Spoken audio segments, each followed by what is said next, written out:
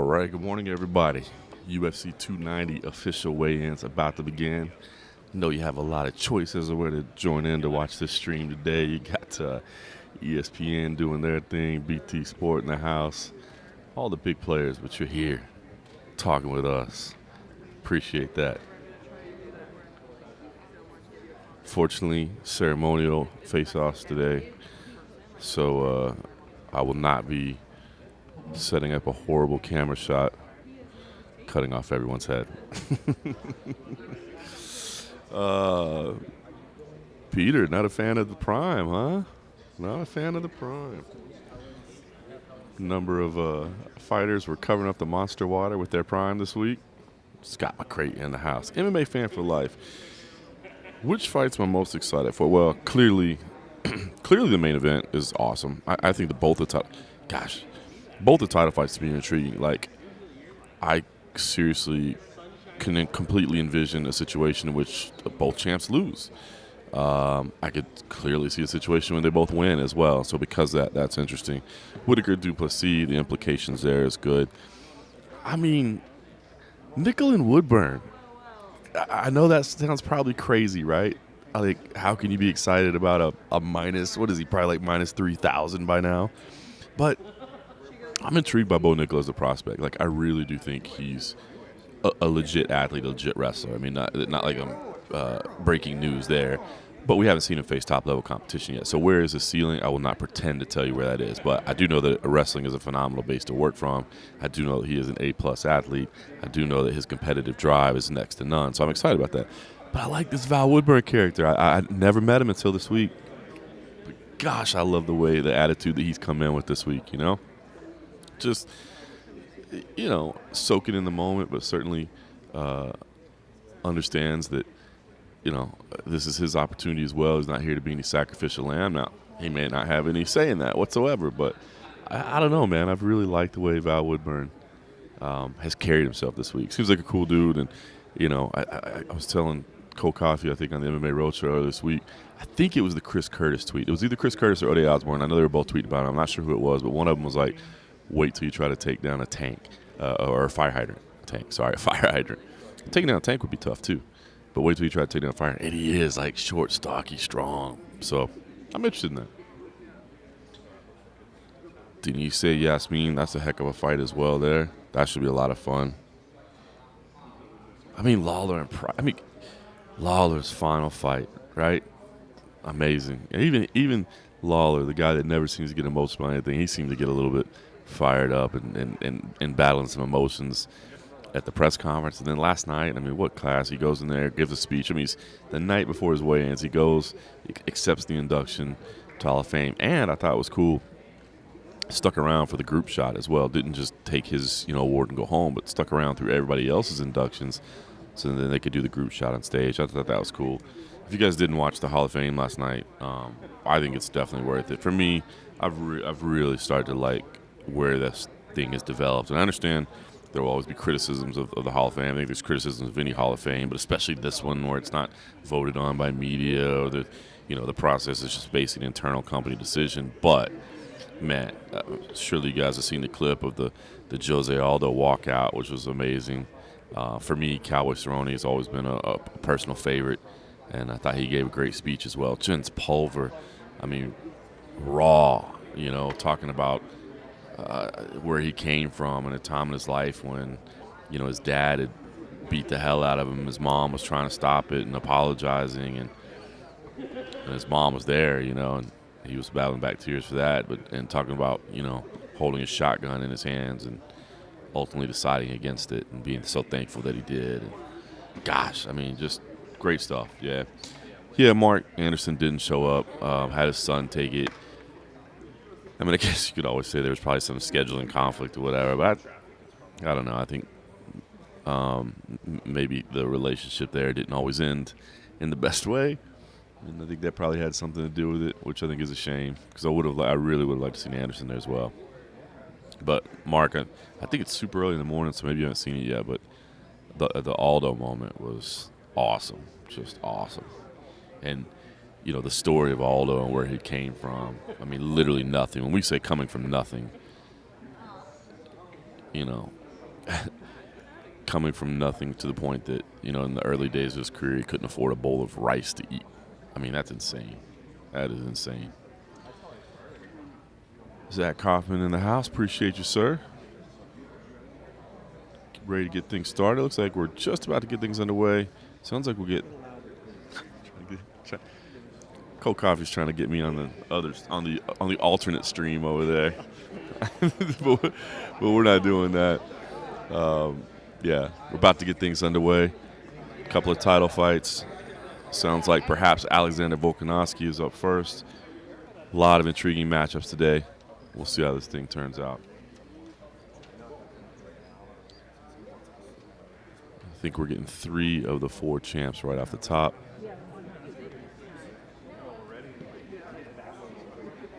Good times, as always. I'm waiting for John Anik to appear behind the curtain. I mean, we're seconds away. Oh, look, now they're sprinting out. Now they're sprinting out. We'll get started maybe just a few seconds after 9.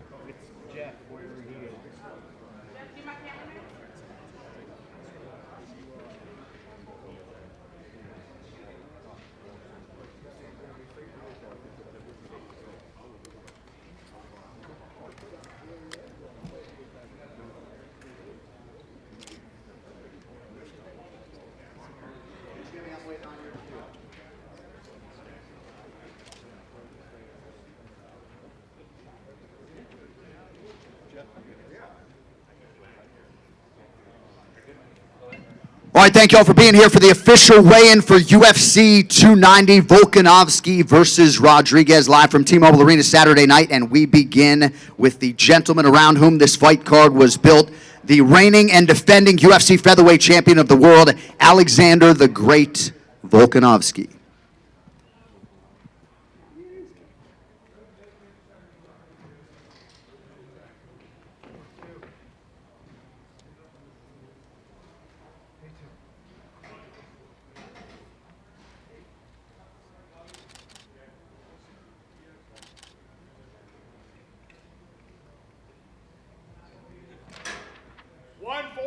and a half.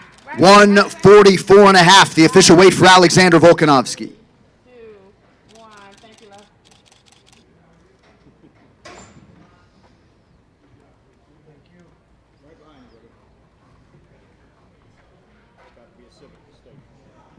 All right, next fighter to the scale, one half of our co-headliner, the number 2 ranked flyweight contender taking part in his first UFC title fight, Alexandre Pantoja.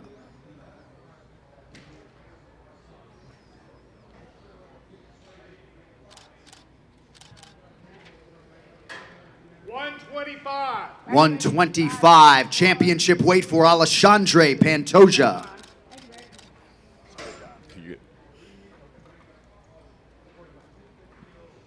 All right, next fighter to the scale, the other man around whom this fight card was built. He is the UFC's interim featherweight champion, Yair Rodriguez.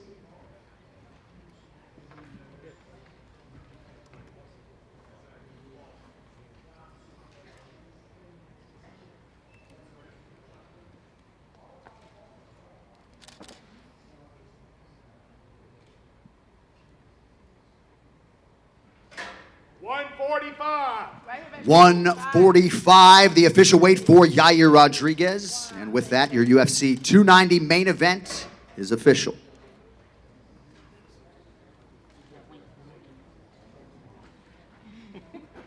All right, next athlete to the stage, the other half of the co-main event, the reigning, defending, undisputed UFC flyweight champion of the world, the assassin baby, Brandon Moreno.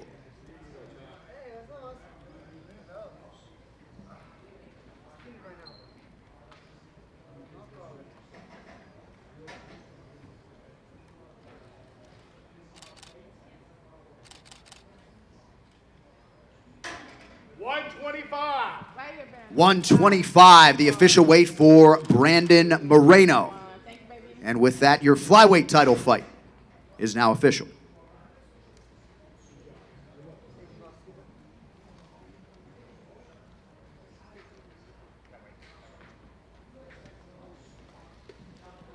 All right, next fighter to hit the scale competing in a prelim in the bantamweight division, Cameron Simon.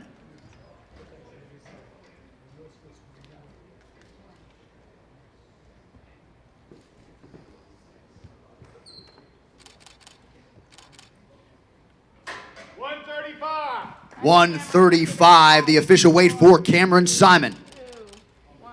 Thank you, baby.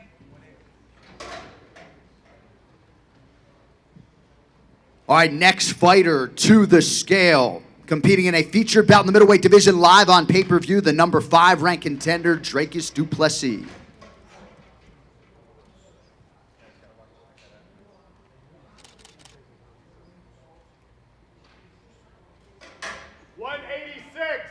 186, the official weight for Dracus du Plessis. 1.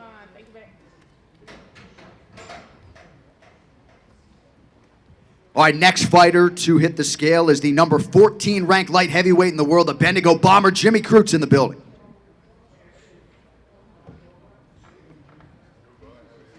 There's no other John in it. I'm just saying. I love when you do this.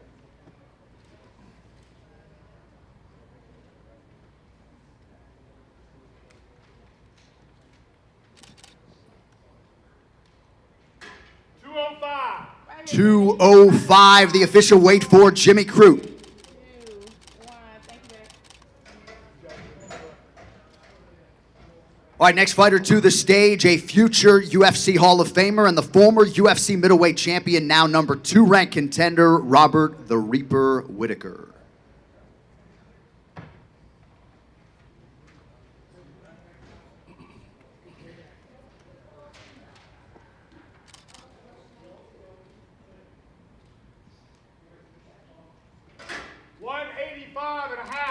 185 and a half, the official weight for Robert Whittaker. 1. Thank you, baby. I know.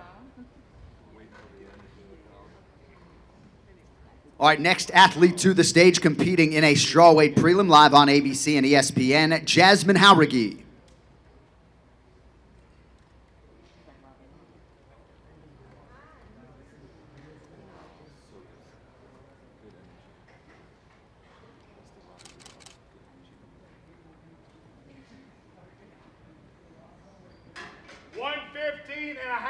115 and a half for Jasmine Jauregui. 2, 1.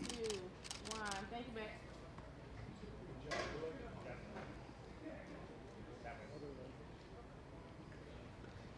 And now we welcome her opponent, Denise Gomes.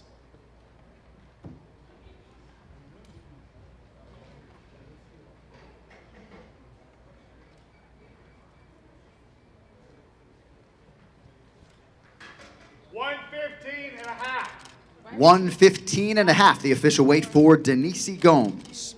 1. Thank you, baby. All right, next fighter up competing in a prelim in the UFC's lightweight division, Kamuela Kirk.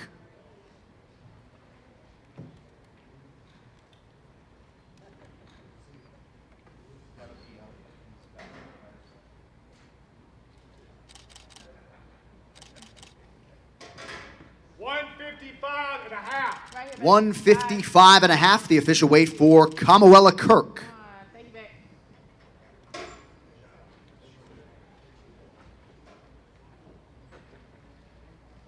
All right, next fighter to the scale, undefeated as he makes his UFC debut in the welterweight division, Josiah Harrell.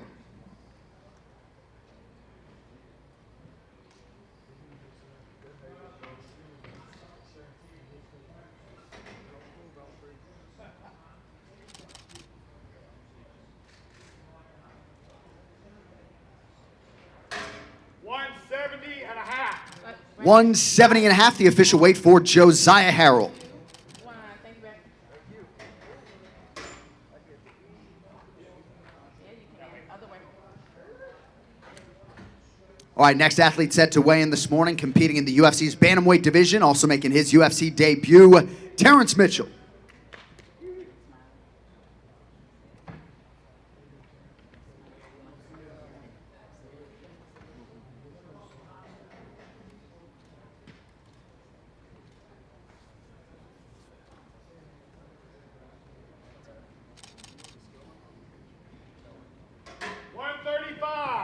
135, the official weight for Terrence Mitchell. 1. Thank you, baby. Get your shoes.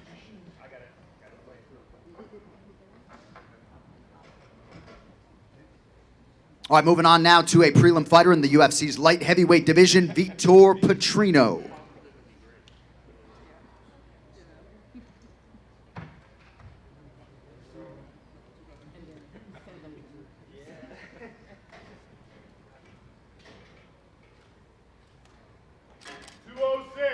Right 206, the official weight for Vitor Petrino. 2, 1. Thank you, babe. I forgot. All right, next up, we welcome the fan favorite, the number 12 ranked UFC lightweight contender competing live on pay-per-view, Dan the Hangman Hooker.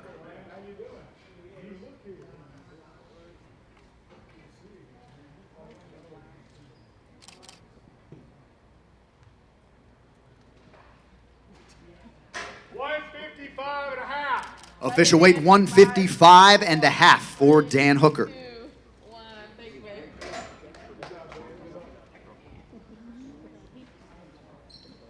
All right, next fighter to the stage, the man charged with kicking off the pay-per-view main card undefeated as he makes his second UFC appearance in the middleweight division, Bo Nickel.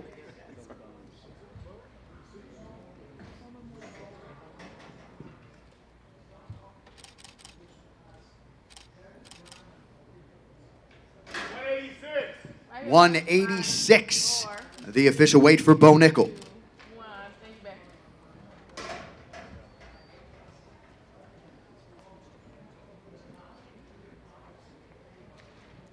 All right, next fighter to the stage, competing at a catch weight of 130 pounds, Edgar Chairez.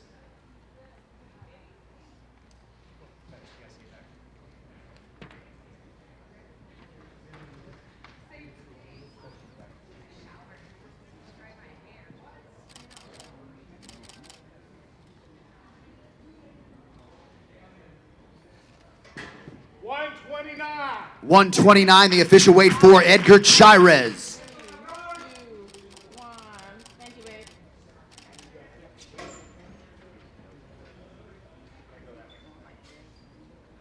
All right, next up we get to the other half of that pay-per-view main card opener of the middleweight division, and set to make his UFC debut, Val Woodburn.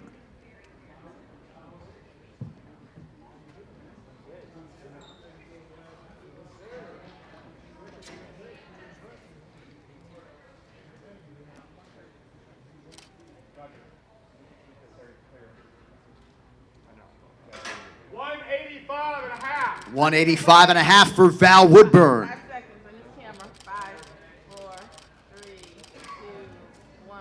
Thank you, babe. You're good now. Thank you. Appreciate it. All right, next up, back to that prelim at a catch weight of 130 pounds, Tatsuro Taira.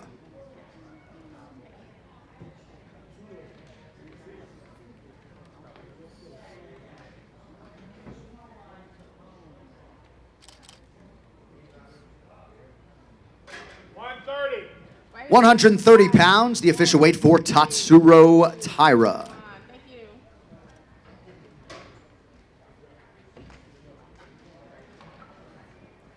All right, next man up, competing in a prelim in the flyweight division, Jesus Aguilar.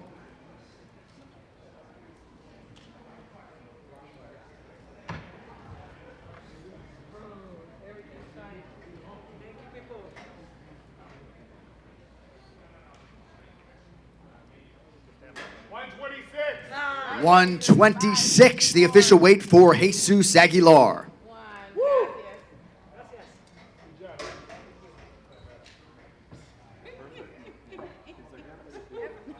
Gracias. I love it. All right, next fighter to the stage, competing in a light heavyweight prelim live on ABC and ESPN, Alonzo Menefield.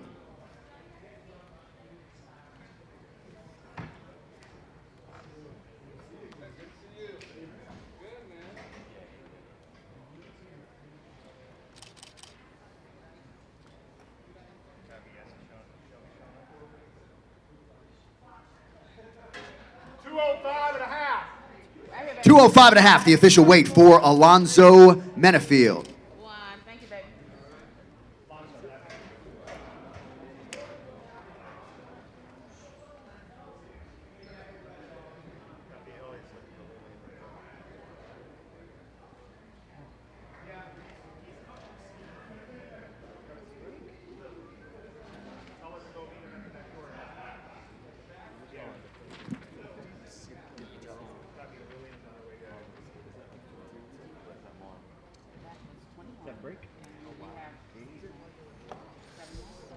right, looks like our first break of the day. Pretty healthy start there. Headliners official. Both title fights. I mean, only main card fighter waiting on is Jalen Turner. So overall, just 1, 2, 3, 4, 5, 6, 7 fighters left to weigh in.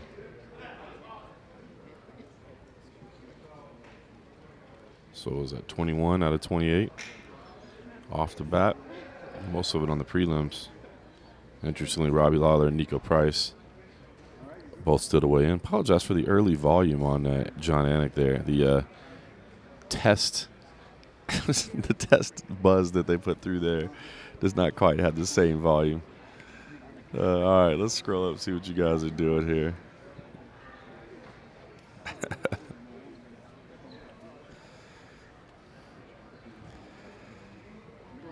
Yeah, we got a couple people exiting the wrong way, huh?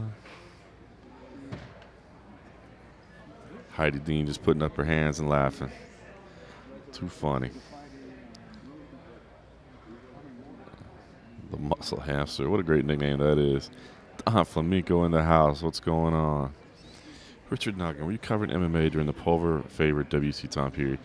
Yeah, so I started, I was definitely watching all of it. I started with Junkie in late 2006. And then the first WCs I covered were not until I moved to Vegas in 2008. So as far as covering Pulver in person, I did not because, you know what? I take that back. I did cover the Grisby fight. So but not during during the heyday. I covered some of the losses. I moved in November of 2008. So like Faber Pulver that was in Sacramento. I didn't make it out there for that because at the time I was living in Ohio. That was just a few months before I moved. So I watched that one on TV. And then, Faber Brown. I want to say that one I watched from my new apartment, like with no furniture yet. I think. What was the day? Hold on, let's see. Barack Obama was elected. Anybody know that offhand? That'd be tough. Barack Obama election. Because I remember I arrived to my new apartment in Las Vegas the day that he was elected. U.S. election day 2008. Google that. Yeah, November 4th, 2008. And yeah, I was right. Wow. Look at the memory that comes up sometimes. WC 36 was the next day, and I watched that on a computer in my new apartment in Las Vegas before my furniture had even been delivered yet. And then after that, I was in Vegas at that point, so I guess that's when I came in. On that November 4th, 2008 is when I moved to Vegas, or when I arrived, and I started covering the shows after that. So that's probably way more details than you actually needed. But there you go. That's the deal. Happy International Fight Week EQ. Everything going to kick in full swing. UFC X Day. I was noticing last night on Fight Pass, they're going to have like live streams of everything. It looks like they got multiple live streams of all the stuff over there. So even if you can't be there, it looks like you can watch a lot of the stuff that's going on. So, yeah. Mark Fellas, hope USTC didn't take Lawler out drinking. No, we did not. We did not. I think we were both responsible boys and home at a decent time. And but I thought it was cool that Robbie was there. Roy McDonald was not.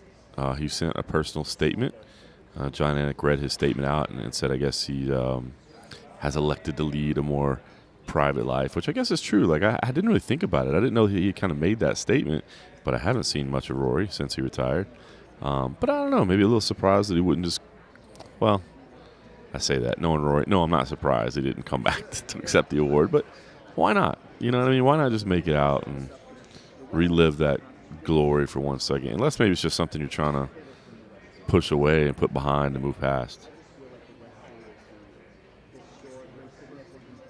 Oh, yeah. 2007, 2008 era. That was a good time, man. The Elite XC stuff was fun. Made out to a couple of those.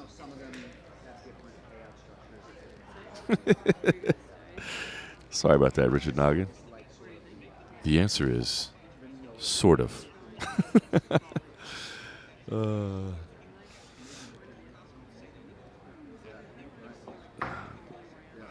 All right, looks like the Honorable Jeff Mullen is getting back into position, so we'll see how many more of these final 7 we can knock out real quick. Oh, maybe he was just prepping. What does he got that on? 2-0 something? No, that's probably 185, right? Let's see if I can zoom in and see. No. So he's got it set on 170. So we got a welterweight coming up next. So it's either going to be Jack Della, Robbie Lawler, or Nico Price.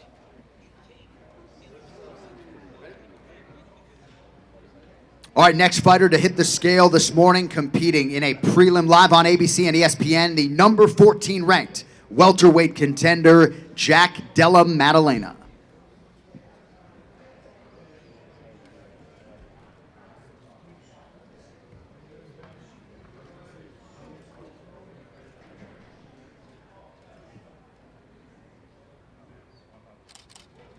$171. 171, the official weight for Jack Della Maddalena. 2, 1. Thank you, Rick.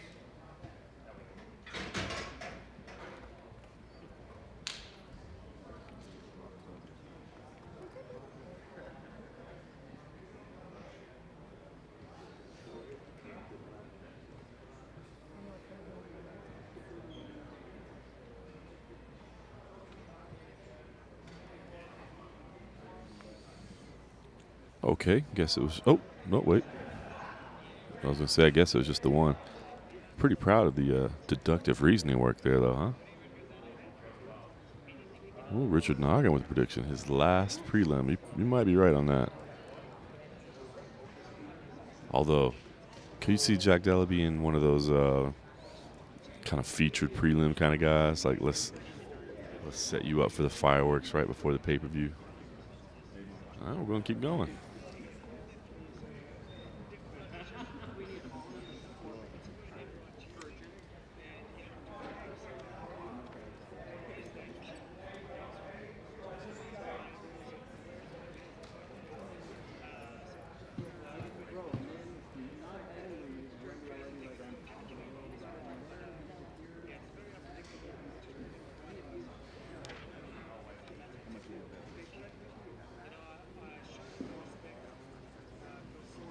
All right, next fighter to the scale, weighing in as a backup for our flyweight title fight, Brandon Royval.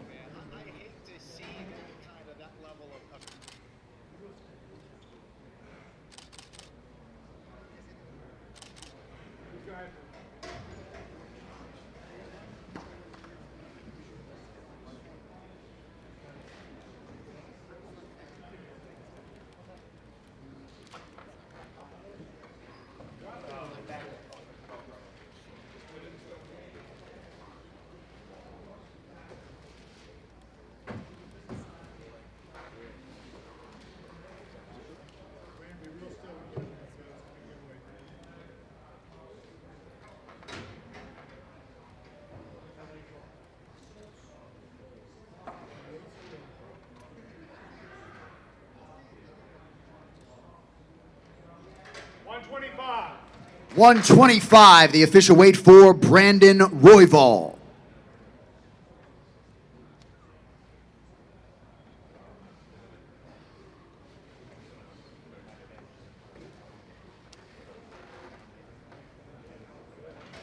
Five, four, three, two, one. Thank you, baby. Hey, I'm up next for the belt.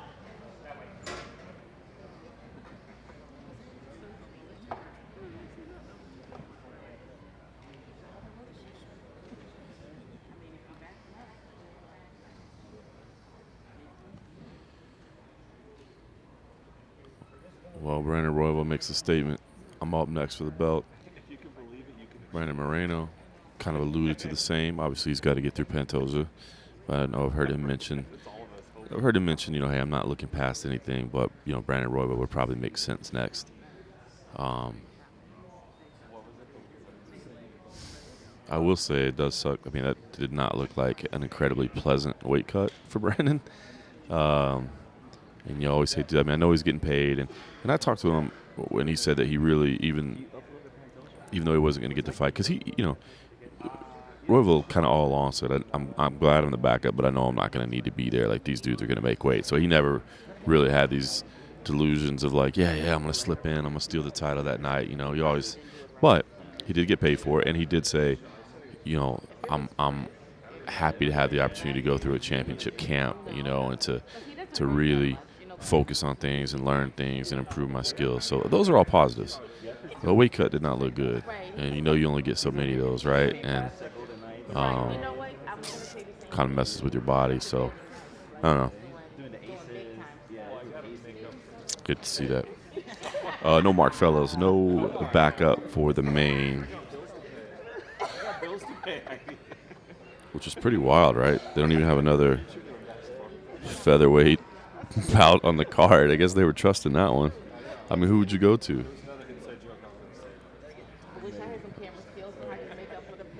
Yo, Jalen, can you get down to 45? Yeah, that's not going to happen.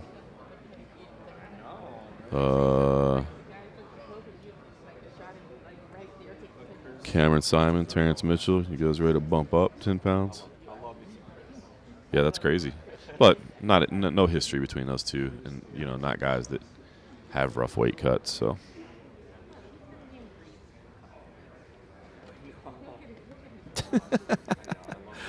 Mark Fellows, yeah, man, that victory's been like 2 weeks or something, man. Move on.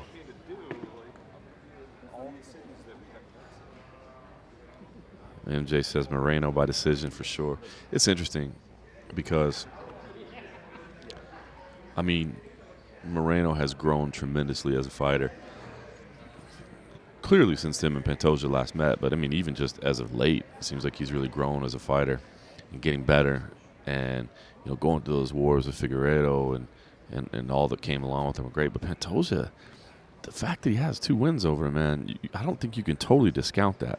Like, there has to be some kind of mental thing that's in there. Like, you say there's not, but, oh, no, it's been a long time. I'm a new guy. He's a new guy. But, yeah, you're like, twice I've gone in there before, and this dude beat me both times.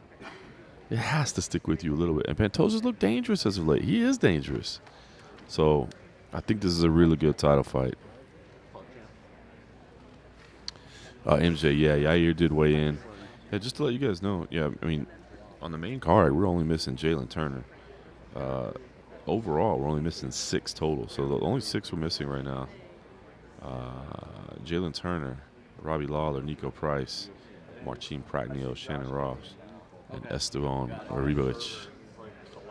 So entire main card other than Jalen Turner, featured prelims, all good except for both sides of it with Lawler and Price. And then 3 fighters on the early prelims. MMA fan for life says Pantoja is going to submit him, but it's not. I don't think it's out of the realm of the possibility, man. I really don't. And I know Brandon Moreno, obviously a big-time fan favorite, baby face playing with Legos and literally the nicest human being you could ever meet. And what a story. Cut from the UFC, battles his way back, UFC champion. I mean, everything you could want. By the way, the crowd at the press conference yesterday, my goodness. Mexican Americans, the Mexican fighters were getting the pop, man. Brandon Moreno, Yair Rodriguez were definitely getting the biggest pop yesterday, which was cool to see. So I think that co-main event is incredibly competitive. And then when I look at the main event, I mean, you don't go against Alexander Volkanovski right now. You just don't, especially not at 45, right? The dude is unbelievable, but Yair is dangerous. Yair is dangerous, and he's so unique. And even, I asked Alex at the press conference, like, we kind of all say Yair's attacks are kind of random, and but have you sensed the pattern? Because those guys, they're breaking down film, they're watching over and over, and sometimes they see tendencies that we don't. And even he was like, "Nope, sure don't." Like, it's calculated, but it does seem kind of random. So, but Volkanovski's a stud. I think Volkanovski closes the distance. I mean, I'm picking Volkanovski, of course. As I said, you don't pick against him, but Yair's dangerous. Yeah, MMA fan for life. The crowd was so rude to Pantoja for no. I kind of felt bad for Pantoja, right? Like, he's just getting booed, and he's a nice dude too. He's made the effort to speak English, and he's battled his way here. He's been respectful. I mean, the moment like after Moreno went, where Pantoja was there, like calling for the fight right away, that was a little funny. Where you're like, bro, give me can I get done with my press conference first? But I don't think the crowd was booing Pantoja for any specific reason to Pantoja, other than the fact that he's the dude fighting Moreno.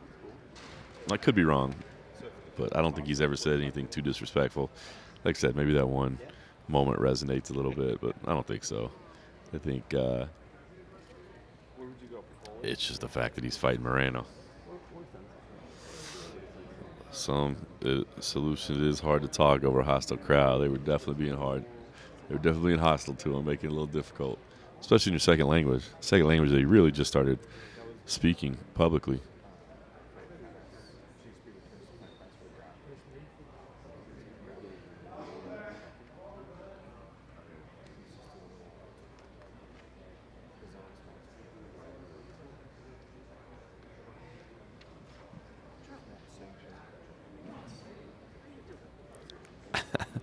Because nobody can boo Volk. Can't boo Volk. I guess I should take that one further.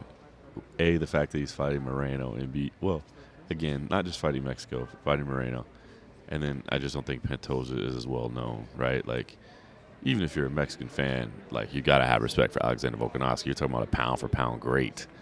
One of the best to ever do it, if not the best featherweight of all time. I think that's even tough to boo. But I think Pantoja, because he doesn't have those skins on the wall yet, because he doesn't have those accomplishments, I don't think people look at it the same way.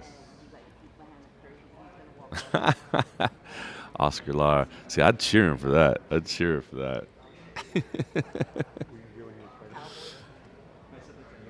Yeah, Richard not got no blood diamond isn't working with Volk, but Yair can't be duplicated. And I think even Volk said that.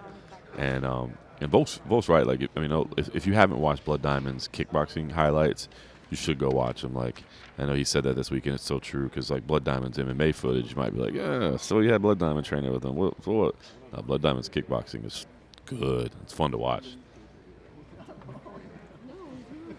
Oh, thanks, Mark Fellas. Cowboy will always be a favorite. All right, we're getting back to work here. All right, next fighter to the scale, one half of the featured prelim live on ABC and ESPN, Nico the Hybrid Price.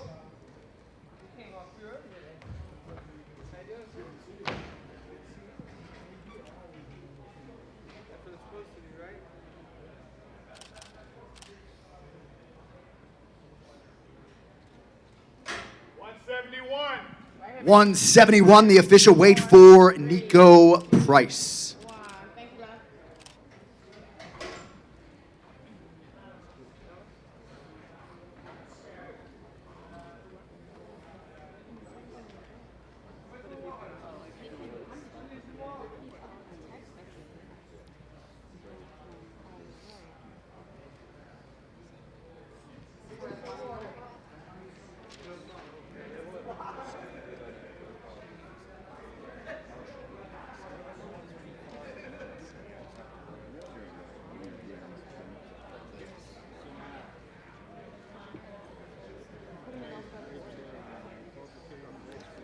Yeah, Mark Fellas. Obviously, Cowboys always been a favorite of mine, so it was cool to be there for his scrum. And he was in good spirits, man. It's great to see him happy. He's a good dude. Got to be there for his retirement fight. Got to be there for his induction, so that was cool. Hi, MJ. I like that little clip. That's the fighters, the wrestlers, right? You get together and it's like you shake hands, then all of a sudden you. All right, next athlete to weigh in this morning in the light heavyweight division, Marcin Prachnio.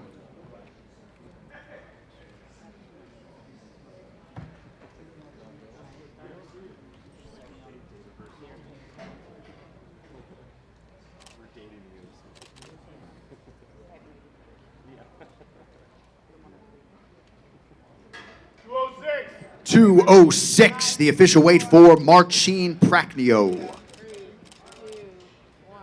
Thank you, baby.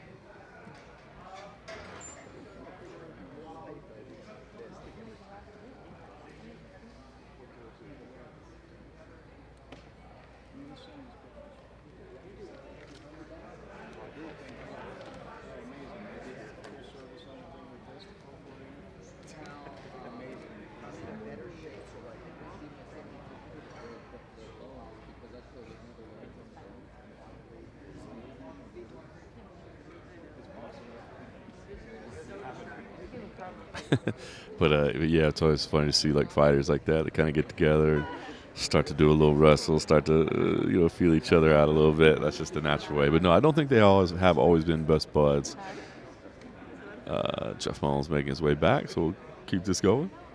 I don't think they have been best buds. I think they, I feel like both of them are getting to a point where it's like, what do I need to have beef with somebody if I'm not really going to fight them, or what's the beef even about? You know what I mean? Like, why can't I just be happy for somebody else succeeding? Especially if it's a fight you're not going to have. Like, if it's a fight you can have and you can sell and there's a reason to sell it, do it. But I feel like they're both to a point where, like, what's the use in having a rivalry that's not ever going to materialize in anything? Had John never made the move up to heavyweight, maybe that could happen. But, like, John's big now.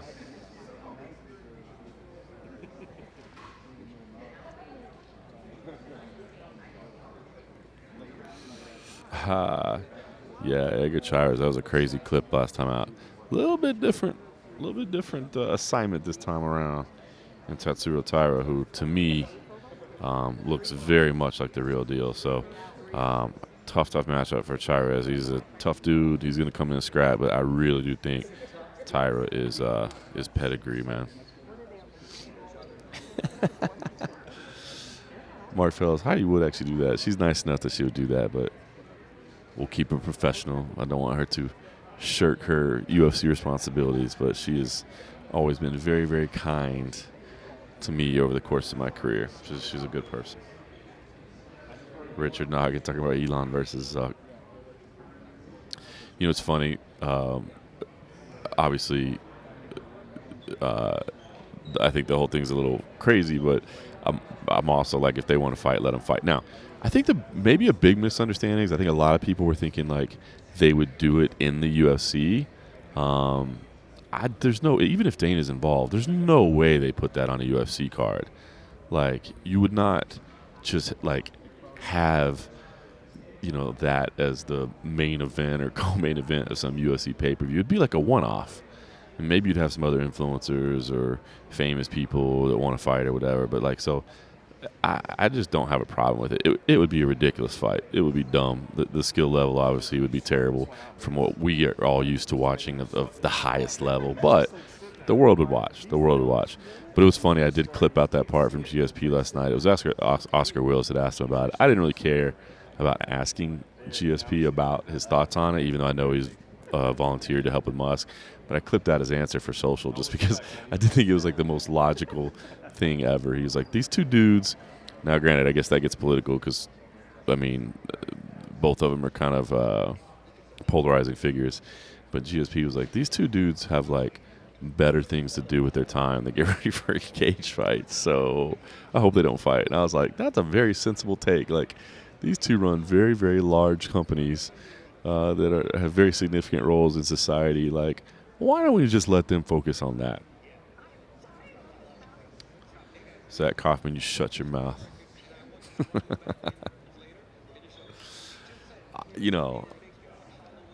I guess it's a fair comparison because they, neither of them have any MMA experience. But like, come on, at least Punk was training and stuff and had some, I won't say that pro wrestling is combat sports experience, but at least it's closer to combat sports training than developing software is. Mark Fellows. I'm sticking with Twitter for now, right? I'm sticking with Twitter. I don't know if this Threads thing is, I guess we just sit back and see if it takes off. I guess the smart thing to do is be an early adopter, but Jesus, another social media platform? Like, really? I got to have another place? Oh, man.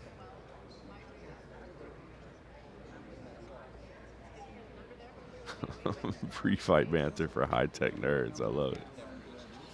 Yeah, MMA fan Tatsuro gets a stop, and he deserves a ranked opponent next. I agree. I think he's proven himself. I think you're absolutely right about that.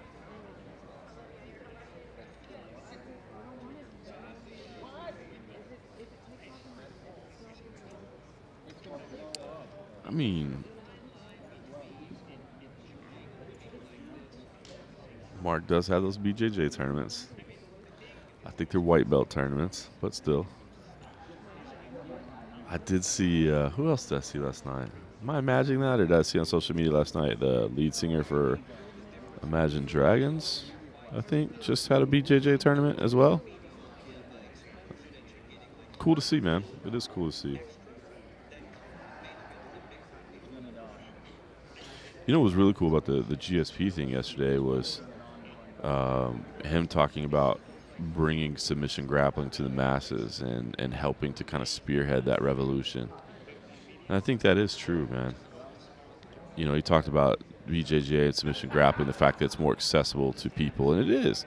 It's weird, right? Because for a lot of people, they'll tell you, like, the grappling is boring. Like, I love what One Championship is doing where they have, you know, MMA, kickboxing, Muay Thai, and submission grappling. But I see a lot of people say, yeah, but I just can't get into the submission grappling part of it. Like, I love the rest of it, but that part slows down for me. I don't see it that way, but I get it. Like, I mean, obviously we've seen it for years and years and years where in the early days of MMA where people were just like, yeah, I don't get this rolling around on the floor in pajamas or whatever. So I get it. But it is something that you can take part in and participate in and train in more than you can in, like, boxing, kickboxing, or at least in a competition setting. You can go work out and move around in boxing, kickboxing, I think, but not as many people are going to get in there and take fights in the way that you would take a grappling match. So it's cool. I hope it does continue to take off. I love it. Obviously, I love being a part of the Fury grappling brand, and I love some of the events that we get to put on. You know, potentially got a few more submission grappling events lined up for the rest of this year. The Fight Pass Invitational, they're doing a few. So, yeah, cool stuff. Yeah, Rose and Manon on the Paris card is pretty wild. Barry Bonds got a blue belt now. Oh, I think I did see that the other day. Yeah, Barry Bonds got a blue belt. That's cool.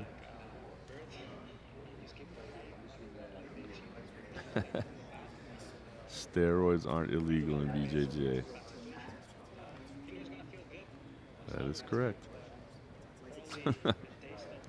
I mean, in some places it is, but not in all of them. All right, quick review of the weigh-ins real quick, even just for my own health here. Jalen Turner, Robbie Lawler, Shannon Ross, Esteban Ribuich still to go. Jeff Mullen is making a move to the scale right now. Let's do some deductive reasoning and see where he sets this thing at. Zooming in with my camera here.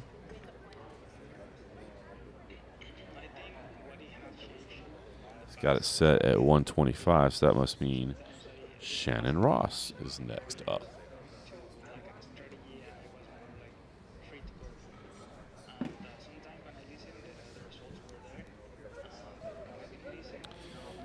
Maynard from Tool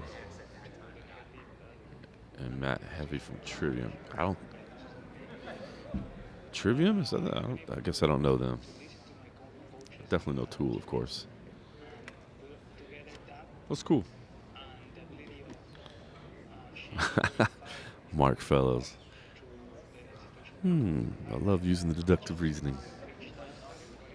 Oh, I just saw that message before it got retracted. Oh, I think it said Lawler Condit was a classic, and it was a classic. You know, with Robbie Lawler going into the Hall of Fame and it being his retirement fight. Media day, everybody was asked about their favorite Robbie Lawler fight, and everybody, I mean, almost everybody out of the 12 people that we saw, I think 10 of them said, you know, the McDonald fight, and I get that, man. That was, I mean, blood-soaked, intense, that stare down, but you know, at the end of round 4, I mean, all that stuff was just iconic.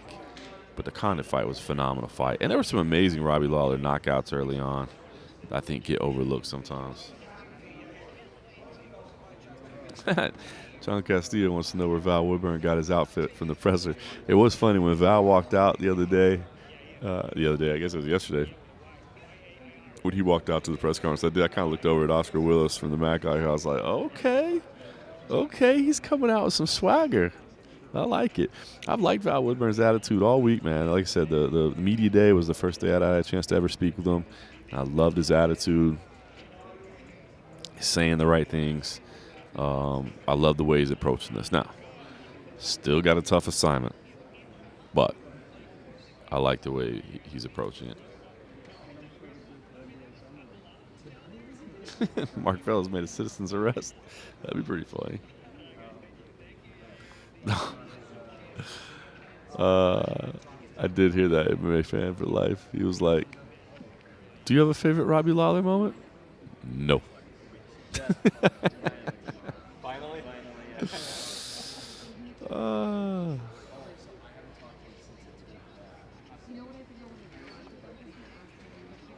MJ, Roy McDonald, he had some fights, and he's got the microphone. Hold on, I guess we're back to business. Like I said, we think Shannon Ross is next.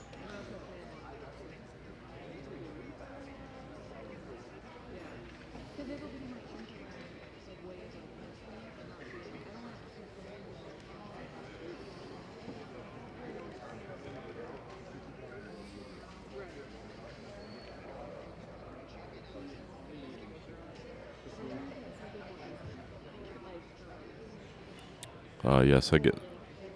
Oh, yeah, here we go. All right, next fighter.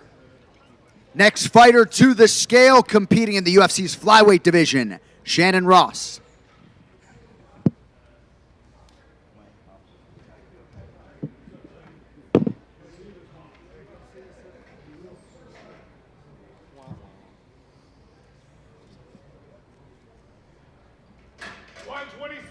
Right here, Shannon. 126, the official weight for Shannon Ross. 2, 1. Thank you, babe.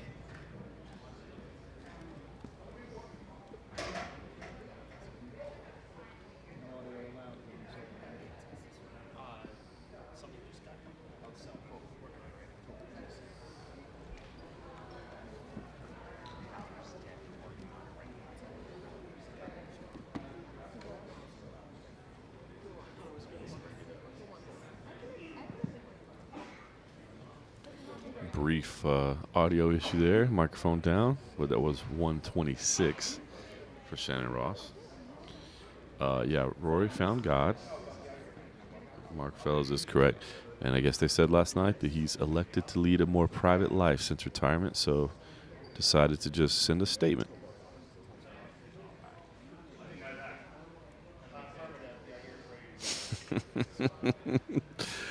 Mark Fellows, what a story that would be. What a story that would be. Cowboy took Robbie Lawler out drinking last night. They're at the Rhino right now. That'd be one hell of a story.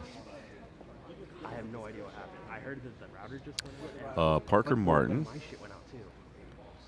So A lot of people which is why I didn't go through. like the accuracy of the beam scales and believe they're less manipulatable than digital scales can be. But I can tell you as well, people that are involved in doing the weigh-ins like the, shall we say, flexibility a beam scale gives you. Because those digital readouts, it just says what it says. There's a little bit of give on the beam scales. You know, it's 126.1. You can't really see that.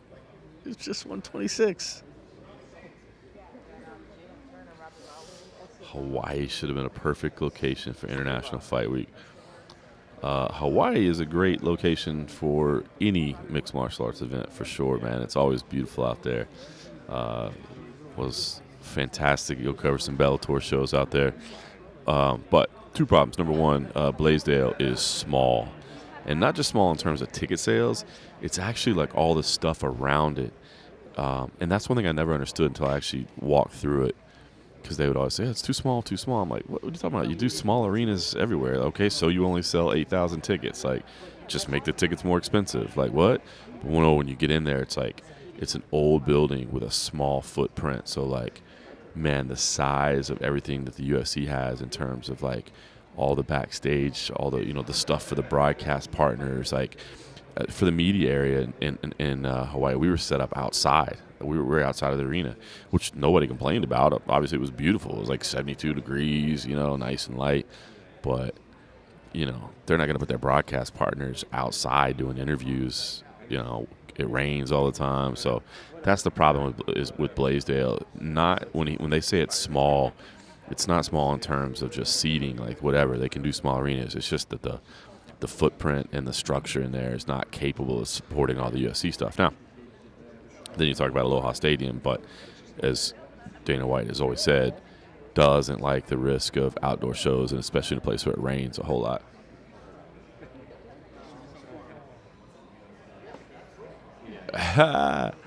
Mark Fellows, I will not be making the trip to Sydney. One of these days, I'm getting pretty close to where my kid's old enough that I think he could make that trip. I'm not sure he could do 14 hours just yet. He's 11. Close, though. I want to take him down there one day. Obviously, Australia, as you well know, is an Australia and a beautiful place. I've enjoyed all my trips down there. Man, what have I done? Brisbane, Sydney, Melbourne, obviously. I'm trying to think of the other ones I did. I don't think I ever did Gold Coast. Adelaide. And loved all of them. Man, I love the people. Love the people. Love them hammered at 9:30 in the morning on a Sunday morning, ready to watch the first prelim of the night. So I love making it down there. I don't know what... Yo, Kenny, have y'all made plans for Sydney yet? But it's not up in the air. So Chunky's still up in the air. I'm sure Jose Youngs will probably make the trip. He's usually kind of the international guy for fighting. Yeah. So I use this one. Yeah, so I can actually one app that I've got does that pretty well. No, I don't know for sure. I'm sure we'll send somebody to it. Yeah. Cole Coffey said he doesn't think he'll be there, but maybe Mike Vaughn will be there. I'm sure Oscar will be down there. He tries to go to everything these days. So, yeah, love to make it down there. Pretty sick. Haha. Open cage on the beach. That was funny when no, Mark Fellows, because I've been the one joining y'all at 9:30 in the morning. Not on fight day, obviously, but it is great, man. The first time I was down there, I think it was probably the first show. I don't remember. I just remember one day it was like 9:30 in the morning and like the whole arena's packed and rowdy for like the first fight night. I'm like, this is effing awesome. I'm like, full-on arena, first fight of the night. It's not even first fight of the night. It's first fight of the morning. And everybody's okay. I don't know that they were necessarily drunk, but they were at such a volume and excitement level that I'm assuming a few frosty beverages were involved. But then it's cool, right? Because then you get done and it's like 3:30 in the afternoon or something like that, and so it's still daylight outside, and you can go hang out and that sort of thing. So that's pretty cool. Instead of pouring out of Madison Square Garden at like 4 a.m. or whatever. So. MJ, yeah, open cage on the beach. I remember it just made me, when you said it, made me think of Fight Island when everybody saw the octagon on the beach. Like, they're going to fight on the beach? I was like, nah, that's just the place to go take photos. It was wild, though. What a wild time. Mark Fellows, a quiet beverage. You get the move. Yeah, Zach Coppins making the trip to Tunica, Mississippi next week. CFFC 121. first of 2 consecutive weeks of CFFC action will be next Friday night in Tunica, Mississippi, and then the following Thursday in Tampa, Florida. Good times.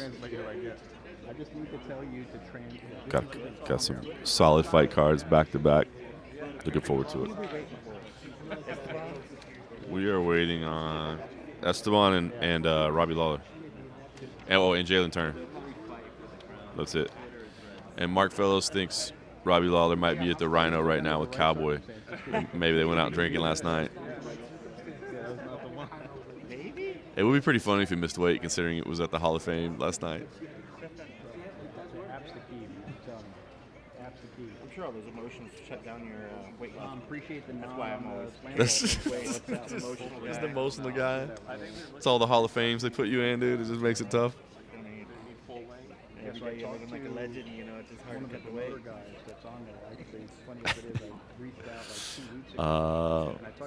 My mom does drink a little bit. Not much.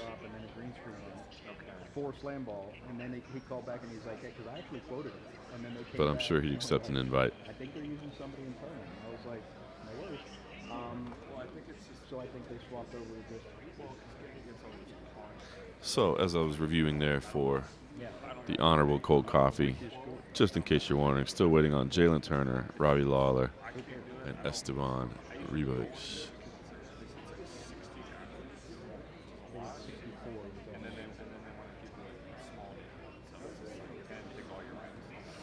Ceremonial weigh-ins this afternoon at 4 p.m. local. So no face-offs here. So that means I will not be changing lenses and reframing poorly.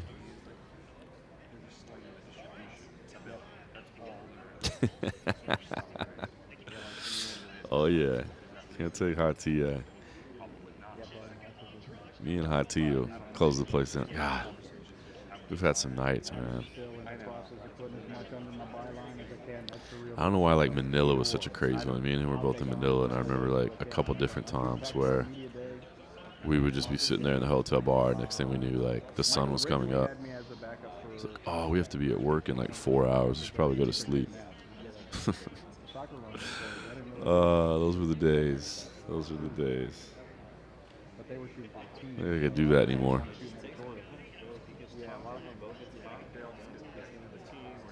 Matthew Simmelsberger will not fight Uros Medic after Johan Lioness had to pull out of UFC 291. Had not seen that replacement. It's a good fight. Good fight. Was going to be the clash of the CFFC vets.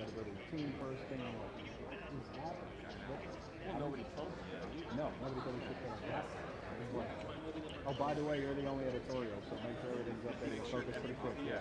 And catch everybody. And by the way, they inspire the Mexican coach. Yeah. There's a. This guy right here just got transferred to another. I don't know why this just came to mind.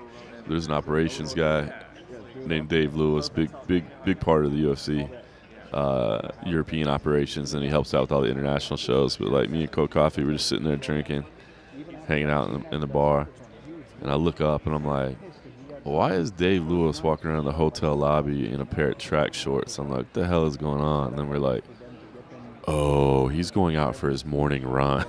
We're still sitting here. I was literally about to just go walk over to him and bust on him for walking around the hotel lobby with track shorts on. I'm like, what's he doing? Oh, he's going for a morning jog. Whoops. By the way, you missed this one thing in the capsule. And I'm like, bro, you just left. The thrill in Manila. They're good times. Rack, yeah. Don't put CFFC. It's true. I don't like seeing CFFC guys fight each other. I mean, there is something cool about seeing fights that could have happened in CFFC in the UFC, right? There is something kind of cool about that. Was actually just talking to Raheem Forrest about that, and he's like, maybe me and Rack can run it back in the UFC.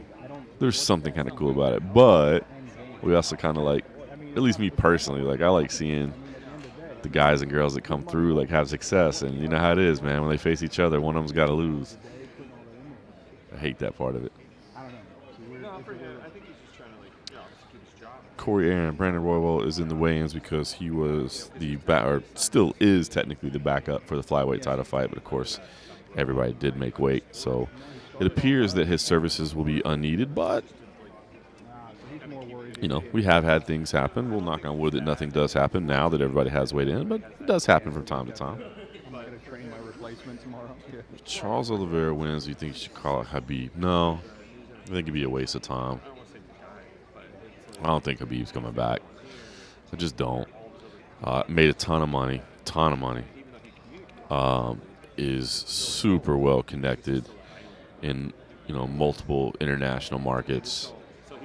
Just doesn't have the need to fight again, and I don't think he has the desire to fight again. So I think if you do that, you're basically just wasting your call out. Yep, no worries, Corey. I mean, it's what's made him a little bitter about some of his stances. MJ, is McGregor versus Michael Chandler happen? I see that up there earlier. Dude, I don't know, man. I saw the interview that Dana White did with Aaron Bronsteter yesterday where he said they're still hopeful that the fight could happen in December. I don't know, man. If he's not in the pool by now, I know there's this exception rule. I understand the rule that everybody's going to cite, but God, it just seems like a mistake. I just... And I don't mean anything against Conor McGregor for that, but if USADA grants him this exception, how does that go over well with the rest of the roster? Where everybody else just goes, wait, what's this program about? It's just about if you have enough money or you're a big enough star, then you can do whatever you want. I just don't see it happening.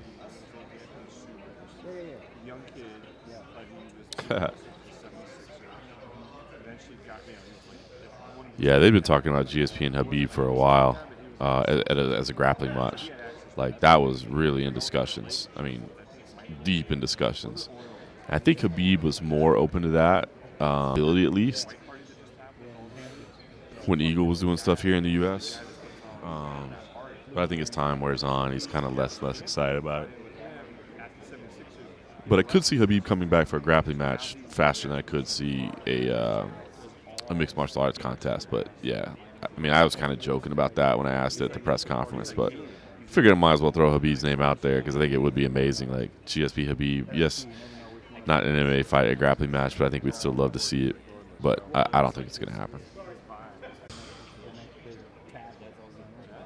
I mean, look, I'm not naive. I know how the world works.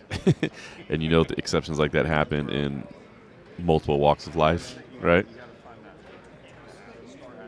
But I don't want to see it, man. And it's not that I have nothing against Conor McGregor. Like, I have nothing against him withdrawing from the pool.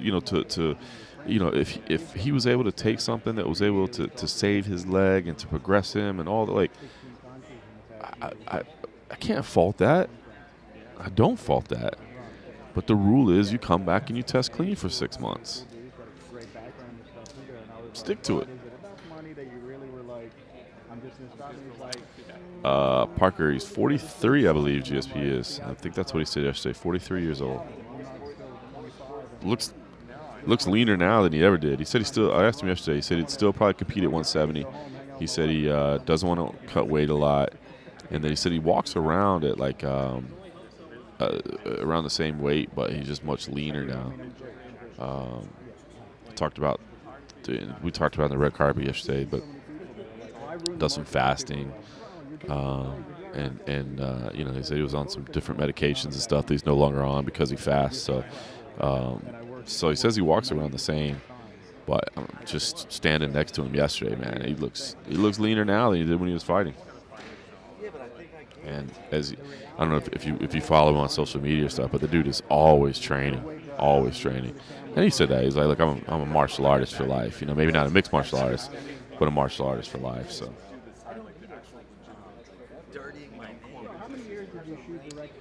Yeah, maybe say, is he about to turn 43? All right. Oop.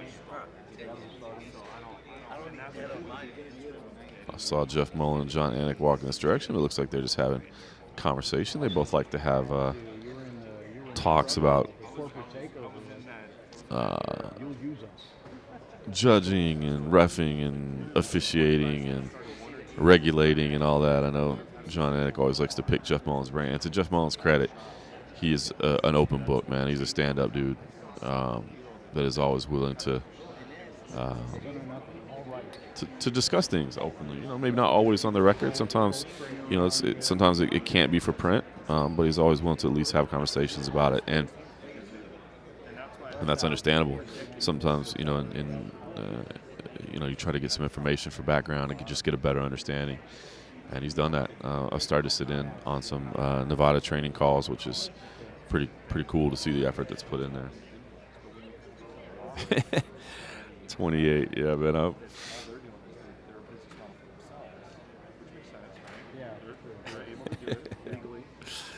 If you've been grappling your whole life and you're 28, it can feel old. You feel your joints all beat up and your neck. I didn't realize until probably, I mean, the past month, a lot of it. So I didn't realize how many of those events are specific. Kenny Markfeller said he got a personal loan, so if you can make it to Sydney, he'll take care of the frosty beverages. Man, they want the library as possible so they have access to it. They don't about having news editorial stuff in there unless the company pays them to see it and make sure they have news editorial stuff That silly shit with the hat. like That act, that WSOP, post that right? put in. Running off with that She's one. doing really well. Oh, is it? Them, and they're Like like, stupid, like oh yeah, we 27,000. Really? So just for shits and giggles, I literally put that on him, and I haven't looked back.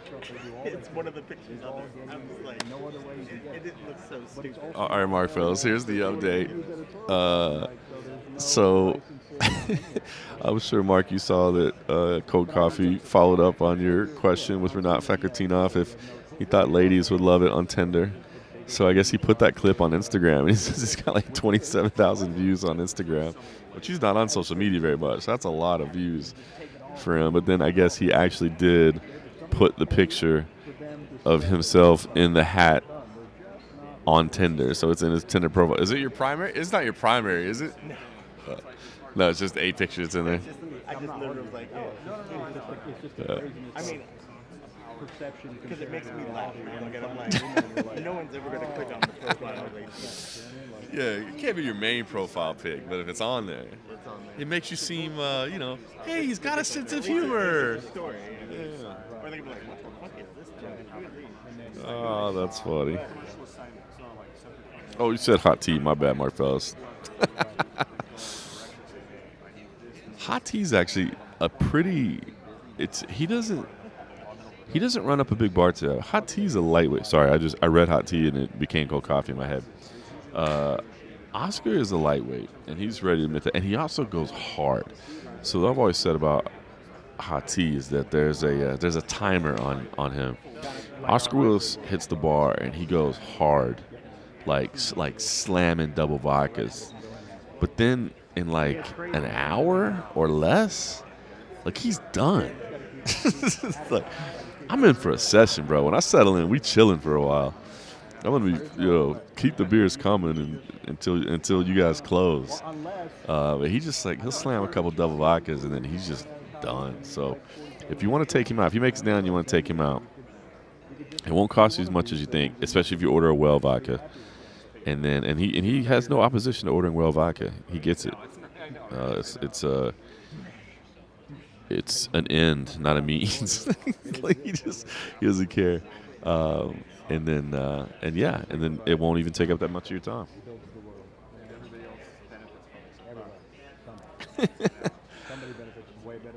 Mark said you'll have a Russian chick. You'll be married to a Russian chick within 6 months. I think the key is to like it's all on That's me dying. I don't even know. I've met a lot of the right I think it is Dazidanya's Russian. Thank you, I think. I don't know what it means. Isn't it Spasiba? He's another great one. But I'm like, listen, this is the deal. This is the hustle. And I said, I'm bitching about this week where I'm not sleeping. I got no time to get anywhere else. And I'm like, I have to catch 20. We just saw somebody usher to the back, Also dying. but their head was covered in a towel. It's a trade-off, though. But if you didn't love it, I know. That's the real deal. I keep telling everyone, like, if you don't love it, They didn't have jerseys on. dude, seriously, mow lawns, and we're in Vegas. There's no Cameras followed them back there, but now the cameras are leaving. That's it. Sit at home, watch Netflix. Vending machines, vending machines. ATM. Yeah, Mark Fellows, why don't you make the trip to Vegas? Oh, camera's coming out now. all the production crew coming out from behind the curtain. I don't know who was ushered back there. There's only so many Al Powers gigs that are out there where like he's just got control over. But again, that's the thing. Like, talk with Al about that recently too. It's like, I mean. Ooh, cancer. I didn't know you had dealt with that. Sorry to hear that, man. And again, that's it. Okay, well, Props to you for battling and making it through. without his MGM deal, F cancer. nothing. Still got my eyes on the curtain back there. And again, super happy that I don't think it was anybody that. But you got to figure out like there has to be like one. I don't know. It was just weird. There was it was somebody with a towel over their head, kind of head down, and they were walking back there with a commission official. But it looked like they were needing some treatment of some kind. I couldn't tell who it was because they didn't have. Like I said, their whole head was covered with a towel, and they didn't have any uniform gear on. It looked like a larger individual, so like a middleweight or a light heavyweight. Maybe I'm just looking through the card. Frame looked a little bit larger, but it could look. I mean, it could be somebody that's a teammate of somebody on the card. Although that would be a little bit odd. But again, a couple cameras followed him back there and immediately turned around and walked out. Which the commission may have said, give us some privacy here, we're giving some medical treatment. Or they may have just realized, like, oh, this is not footage we need. So maybe nothing, maybe absolutely nothing. But it was just a little bit weird. It's funny, people all the time are always, they even give shit over like, why do you guys just use your phones? Like, it's just, if you record it, you can Not. removing that time. I mean, we're just waiting on Jalen Turner, That everybody else is doing. Robbie Lawler, It's funny, and right? Esteban I feel Rivas. like I Didn't work in a appear pretty to media be. field, but then working with these guys last night, I'm like, you guys are used to like a social. I said the frame looked larger than those weight classes, but iPhones back and forth, I could have been dropping them to you the whole time. I don't know. But you wanted heavy quality on a freaking. Ooh, Mark said maybe he'll make it out for 300. People love like this is how it has to go. I did like the final videos last night, all this. Yeah. 1080p just I haven't heard the plans on 300 yet. just because I'm like, How pick it the comes one out? you- Well, it's not as cool as camp. But you never know, man, where the next one is. You never He know. has a place to stay, you know. If I didn't love this It's not as cool as this trip. It's not as cool as the strip. Yeah.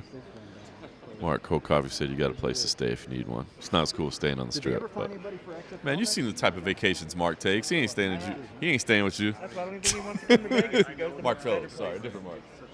Not Mark Ramondi. I apologize. Yeah, no. I was just thinking about it. I was like, he's always at like a tropical. Yeah. He's like, Vegas, the desert? He's like, you want me to come crash at your house? Like, bro, you see my Instagram? I'm not crashing at your house. I know. For me, it's always. He needs to hire me to. I'll be his biographer. I'll be like that redhead girl that follows Connor. Gabe. There's like 3 games I couldn't go to. That's funny. Yeah, Mark Coffee said if you're hiring for a full-time videographer to document your life, Yes, you got hockey with brothers. he's up for it. Yeah, some solution. Oh, okay, hold on. Camera's moving back in place. So it looks like Esteban is the word that I just heard from the side. They said they were sweet, but I never shot one anywhere else, so I don't know when that happened. I'd be intrigued to see it. Alexander, you better get within the range of Yair Rodriguez. You cannot stand range and allow this man to throw body kicks. And you better control the foot placement. Because if his foot is on the outside of yours, his right foot, he will dig kick after kick after kick. It's staying aware. It's in his body.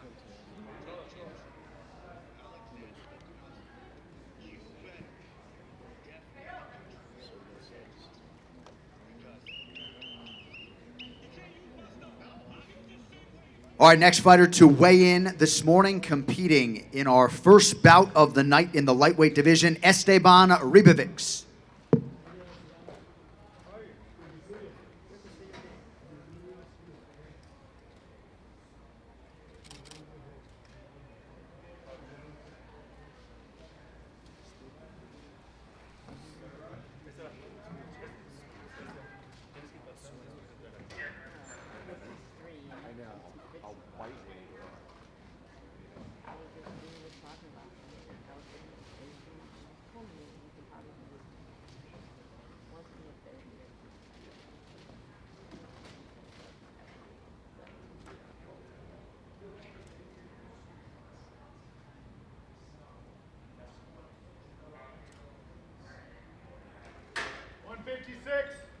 156, the official weight for Esteban Ribovics.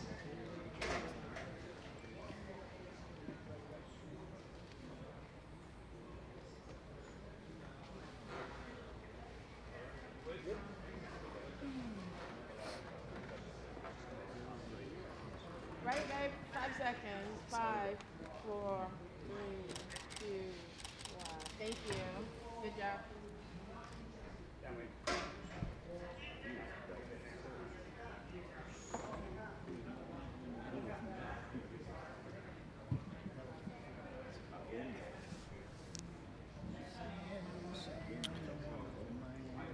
Well, he seemed quite relieved to have made weight. Yeah, Mark Fells, we know how you roll. We know how you roll. A little villa with a private pool, 24-hour room service. 2 more to go, by the way. 2 pretty important pieces of the night, though. Jalen Turner and Robbie Lawler. Still have 44 minutes to go. Oh, another parlay for the chat. All right, let's go. Got greedy last time. Got greedy last time with Strickland by decision, huh? What a performance. Well, what a performance that was. And then let's be honest, Abus, I mean, you could see it. Energy was gone at the end of the first round. That was wild. All right, let's take a look here.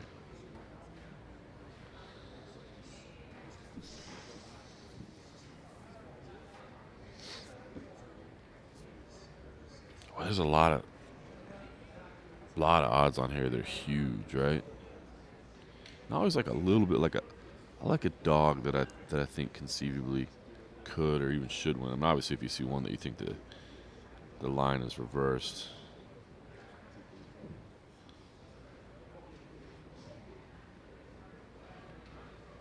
I mean, Lawler as a dog is a little enticing. I know the results haven't been there. But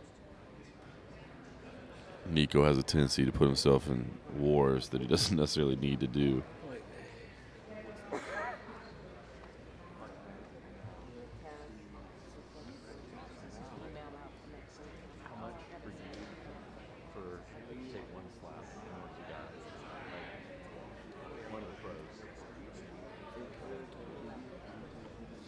I like Crute as a slight favorite. That's nice.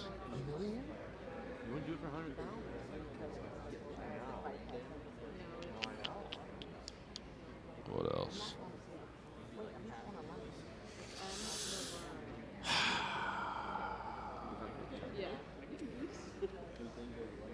I think I throw in Pantoja. I think I throw in Pantoja. Hate to pick against Moreno. Dudes just look like a stud. That 2-0 history has to mean something. Let's see what that would pay.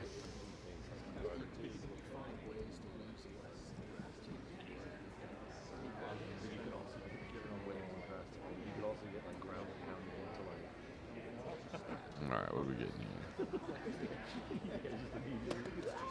Plus 175.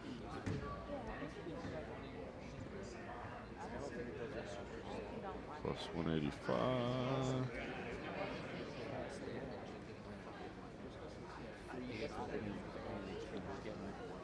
Plus 130. That's not great. Plus 725. Better than nothing. Yeah, West Coast. Good point there. Didn't work at Izzy. Good point. But that's what I'm going. There's my completely fictitious parlay chat from a man EQ, even though I'm not going to play it because I don't bet. So I always feel weird talking about odds that I would like. Just and by the way, and I've gone over this before, but just for anybody that doesn't know, I just don't like to bet because regardless of the UFC thing doesn't apply to us, so journalists can. But I've always just felt like it's kind of weird to bet and then try to be non-biased in your reporting. So, Robbie Lawler, how many fights does he have left on his contract? MJ, he is retiring, but the reason that Richard Nog is asking about that is, for instance, like Cowboy said last night as well, like Cowboy is retired, but your contract freezes. So when you retire, essentially your status freezes and you remain under contract with the organization, so that if you ever decided to return, you wouldn't just be a free agent all of a sudden. You'd still have to fulfill your contract with the UFC. So Cowboy said he retired with 2 fights left. Now, you could go get their blessing. You could get, you could return and say, hey, I want to go do this. Will you allow me to? And they'll say, yes or no. But I don't know if I'm not sure if he's a free agent or not. I don't know his contract status, to be honest. I don't know that I've heard anybody mention it. I tend to think that Robbie won't go elsewhere. I know that the UFC has always been very good to him, and they've had a great relationship and nothing but kind words, and Dana has always been reverent towards Robbie Lawler in many ways and always brought up the stories of him as a teenager and all that. So I tend to think that Robbie is happy to end his career in the UFC. But, Cowboy said it last night on the red carpet. He's like, man, maybe if they came and offered me $5 million, I'd come talk about it, but I don't need the money. I'm good. So.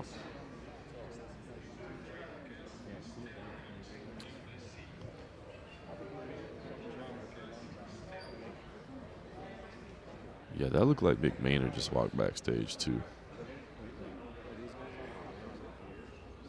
Now I'm wondering.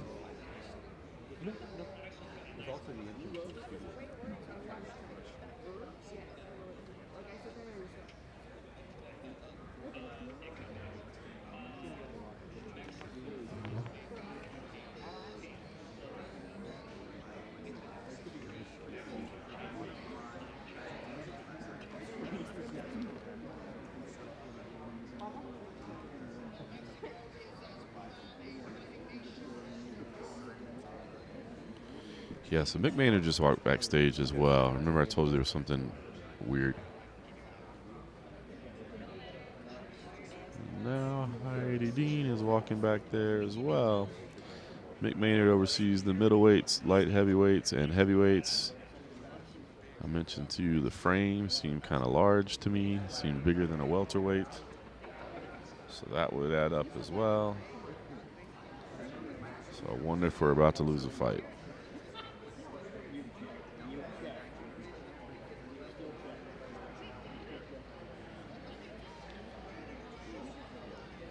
All right, so there's no heavyweights on this card, right? So, again, I am purely, let me be responsible in my discussions here, purely speculating. Purely speculating. I just saw somebody with their head in a towel walk backstage, seemingly needing some medical care.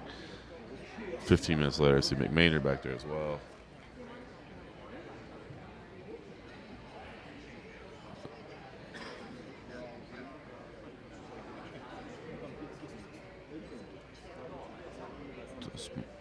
I don't want to speculate.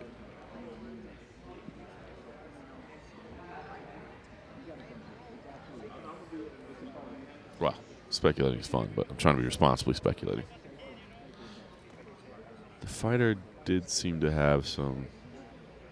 The mystery person in question did seem to have some tattoos on the back of his right leg at a minimum. I didn't notice it was left leg, too.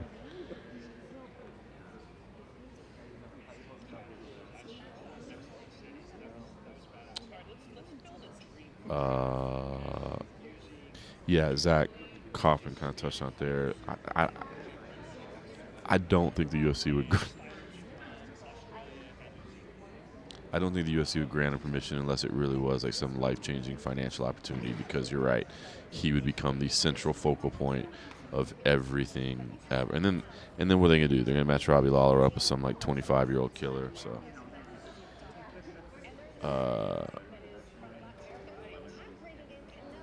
It's just Jalen Turner and Robbie Lawler at this point, Mark Fellows.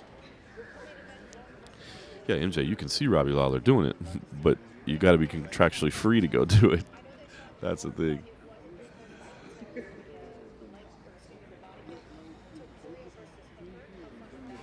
Yeah, you're right, Rich. I shouldn't be putting the negative vibes out there.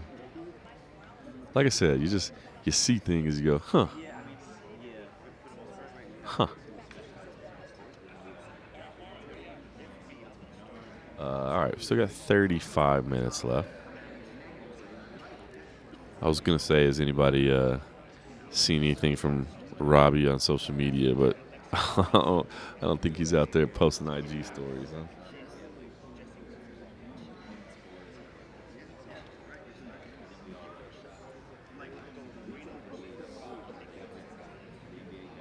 Oh, West Coast said Turner's going to miss weight. Ooh, that was the negative vibes.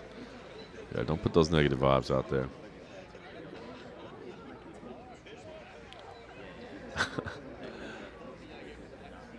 Mark, they appeared to be Caucasian. It appeared to be a Caucasian man of a larger frame with tattoos on the back of the right leg at a minimum.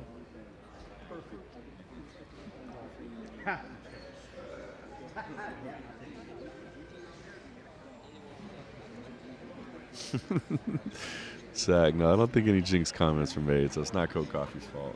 Normally I blame Cold Coffee for everything.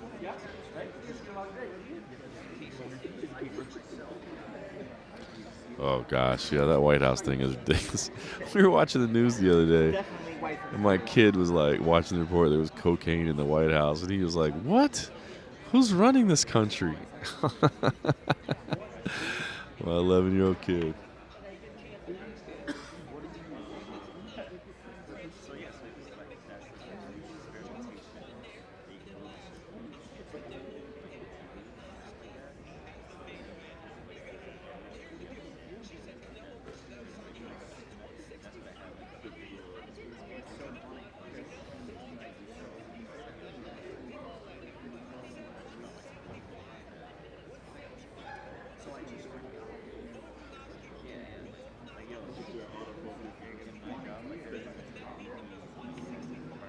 I've not heard Benil and Ironman is in the works. That'd be a hell of a fight. I was not aware of that. Honorable John Annigan's here. What's going on, man? It's How you great doing? to see my man John Morgan, whom I never get to see. So Yeah, man. You gotta come out here, man. It can't be just. no, I feel like you're big time in us. us. You know, I mean, it's a pay-per-view, so you're in the building, so that's good. It was good. Busy week, right? Great job on the ceremony last night, man. But it's a lot of work, right? Turning around. It is, and I think what a lot of people maybe don't realize is how much time I spent in my room all day yesterday trying to commit a lot of that script to memory so that you can acknowledge a crowd with your eyes and not be so beholden to the prompters. So it's also, too, for me, you know, like I'm out of my mind and I'm always talking quickly, and that is a stuffy, slow exercise that doesn't really dovetail with my skills, and so I only do that once a year, so I get pretty anxious for it. What's your, all right, here's one I need to know from you personally, but I want to hear professionally as well. But, all right, so you got a late night assignment last night. You got an early morning assignment. I know you're a veteran of this game, right? But you still have to have that adrenaline, right? Like, it's not like you just sign off and go back to your bedroom and go, all right, 100%. I'm laying down, I'm going to bed. And I'm on fumes/adrenaline with you right now. I can't shut the brain off. You know, I try to eat a bunch of food that's bad for me because usually if I have a full stomach of bad food, it actually helps me like pass out. So I think that's what happened last night. But yeah, I slept 3 hours and we're back today. But to your point, adrenaline's a very powerful thing. Live TV is a good thing, right? Like even as much experience as you have, it's still fun. It's hard to shut off. Like you know, It's the truth, to man. try to go get a couple hours of sleep before you go to the plane or something like that. It's impossible. And after a pay-per-view, forget about it. You know, I'll be up till 4:30, 5 o'clock in the morning, even if crazy things don't happen. So. What did you think about? I thought Aldo was a highlight of last night. Like seeing how serious he took it. Like what I think is so. I mean, obviously the backstory. Like sometimes I feel like when we say came from nothing, you know, he came from nothing. But they were like a middle class family. They like that dude really came from nothing to where he is, which is amazing. But to see like embrace that moment, and I've been saying this all along. Like I get it, people are gonna have criticisms of any Hall of Fame. Right.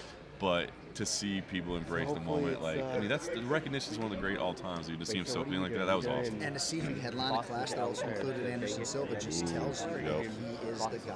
Like, he is the guy. He's the greatest Brazilian mixed martial arts fighter of all time. I feel like they're calling me for a fighter here. But no, I tell people all the time, the fighter I get most starstruck around, without question, Jose. That's awesome. Robbie on shot. Nice cameo, John Anik. There you go. All right, here we go.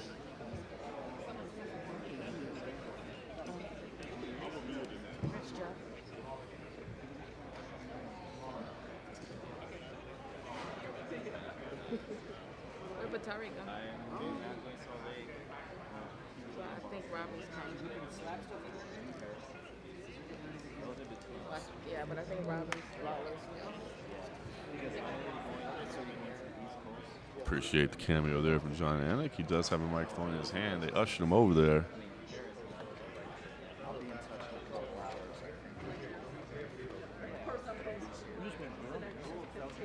What's that? Yeah, Jalen and Robbie.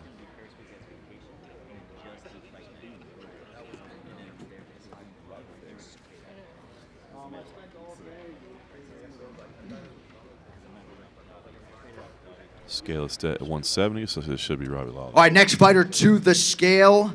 The other half of the featured prelim live on ABC and ESPN. He is the newly minted UFC Hall of Famer and former UFC welterweight champion, Ruthless Robbie Lawler.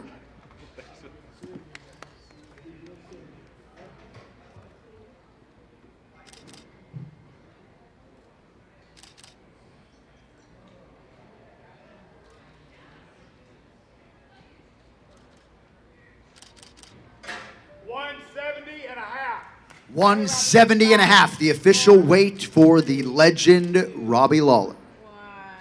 Thank you, baby.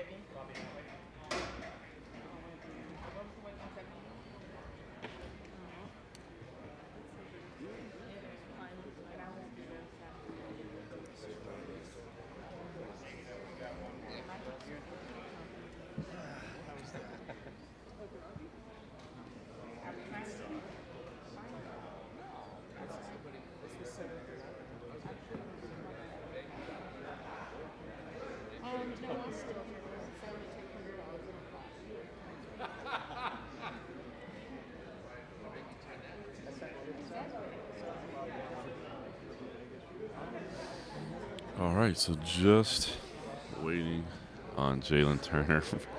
Mark Fellows, yep, no reason to worry.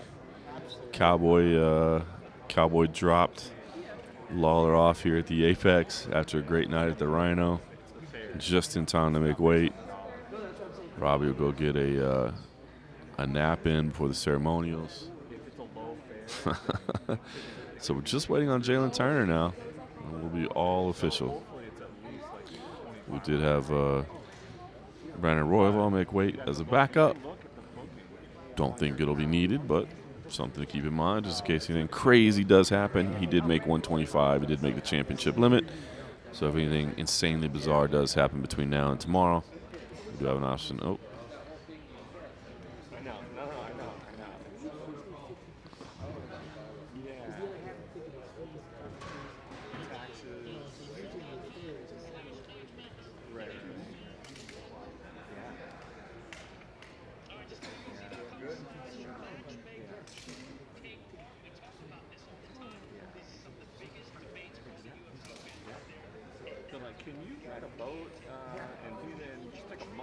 Maynard emerged from the back. Did not appear to have concern on his face. So I'm going to assume we're okay.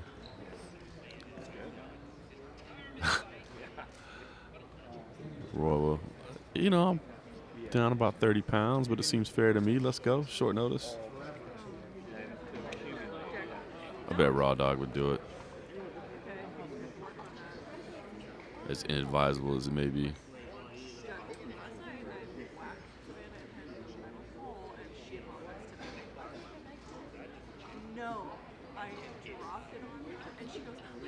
Still got, what, 25 minutes or so?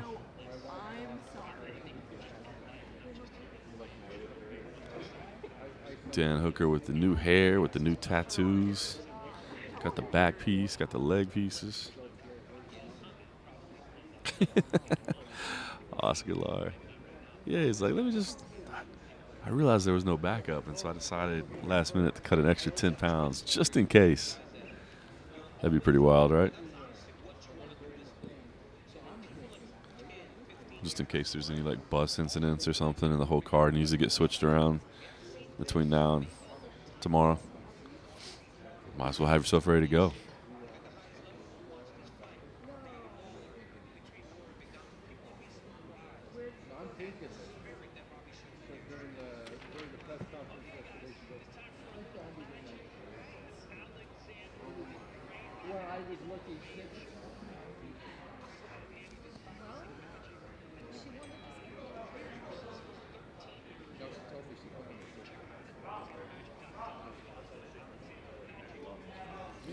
Yeah, I was scrolling up a little bit, like EQ, that Aldo came from nothing, literally nothing. That's just what we were talking about earlier outside while we were waiting to get in today. Like, that's just a story that always stuck with me. Like, interviewing Jose Aldo during his WC days at the Palms, and it's like his first headliner, and just seeing his emotion and being there. I mean, he really was fighting back some tears, just like, man, you know, his name on the marquee and stuff. And I was like, that's got to be special. And I didn't know how humble his roots were, but I was just like, that's got to be cool, right? You know, humble kid from Brazil, and you know, I knew he'd come from humble roots, but I didn't know how humble. And I was like, now here you are in Vegas, and your name's on the marquee.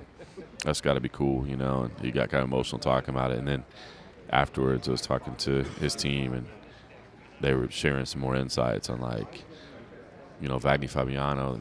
He would come in and ask Jose, like, hey, have you had something to eat today? And he was like, yeah, for sure. And they're like, no, like, did you have something to eat? Like, no. And they'd have to buy him, like, some food or whatever because they didn't have enough money to, like, buy rice. I mean, like, that's why I kind of mentioned that to, you know, there's a lot of sports stories where, like, oh, that came from nothing. And then you find out, well, I mean, okay, they were lower middle class, but, you know, they came from something. Like, nah. Came in for a bowl of rice to eat. And then you dedicate yourself and become world champion and become one of the greatest to ever do it. Like, that's some inspiring shit, man. That just goes to show you, man, I mean, obviously some natural talent is involved in that as well, but, you know, that dedication can mean. What's up, Chrissy J? Richard Noggin. He is a totally different person. I would say totally different person isn't fair. Like, he just isn't boisterous. He's definitely more relaxed now than he has been. I mean, he used to be bad. Like, in the past, like, fell asleep at a press conference, was just almost like, what's the word I'm looking for? Not like defensive, but just maybe agitated or annoyed, like, just from asking questions. It was like it would seem like he was annoyed that you were asking questions. Like, you know, it's just why we're here, right? Like, that's what we're supposed to be doing today. And that changed later in his career for sure. But he's not like, you know, some big boisterous over the top guy in his personal life, and then just completely gets silent when the camera's on.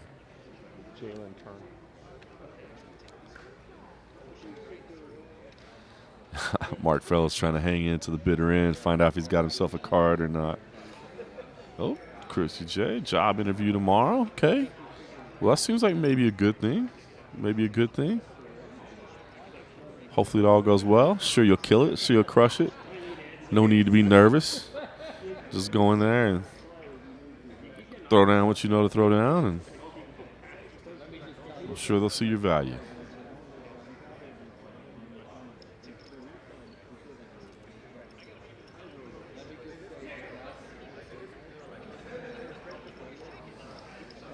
That's right. Best of luck. Best of luck.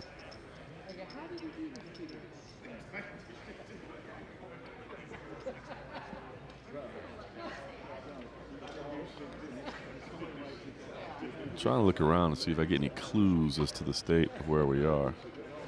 Ceremony is 4 p.m. Pacific, Mark Fellows. So, what? 5.5 hours from now? So if you want to get like a quick little, I guess that's more than a power nap, but maybe just a little quick sleep.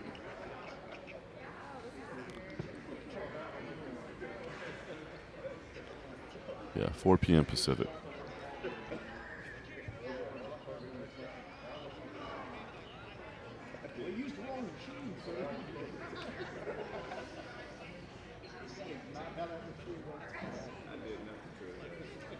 Yes, sir.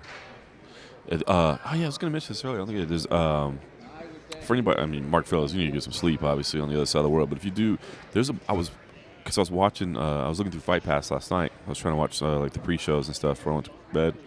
It looks like they have a ton of programming set up from UFC X today. They had like multiple streams I saw in the upcoming section, the scheduled section.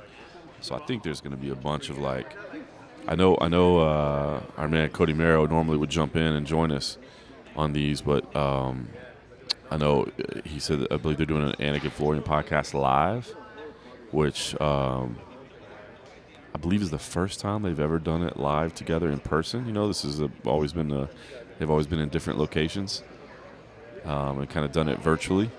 So this will be the first time they do it in person. So I know they're doing a live Anakin Florian podcast from there, but I think maybe some of the main stage stuff and Q&As and whatever else is being.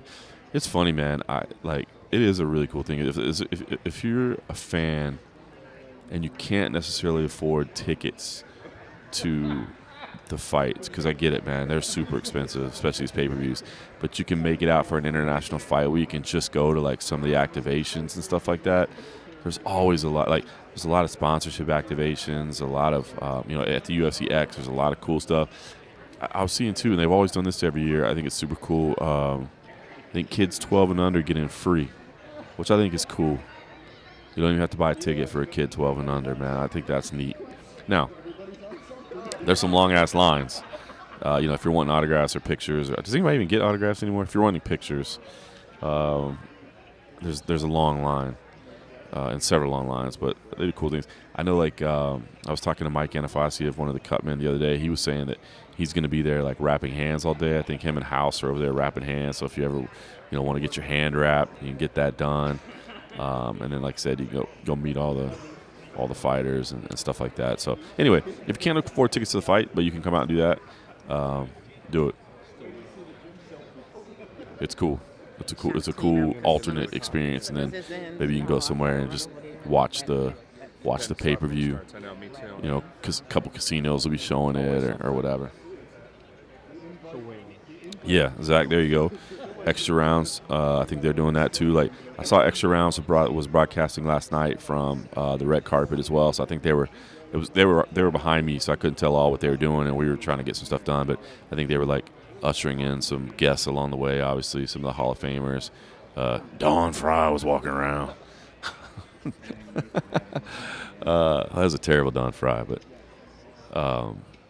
he was walking around. Partner. The cold coffee lazy leg kick seminar, is that over at the UFC X? Mark Fells wants to know. Don't throw a lazy leg kick. They'll throw it straight right and drop you.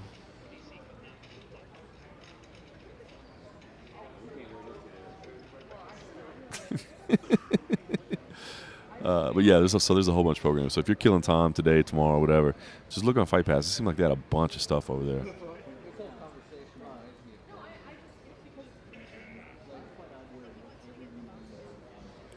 All right, so at this point, we're just waiting on Jalen Turner. We still got about 16 minutes to go. All right, Jeff Mullen is making his way back to the scale. So maybe we got Jeff Mullen. Well, I'll take that back. Maybe we've got Jalen Turner. We definitely have Jeff Mullen. He's sitting right in front of us. No, nothing.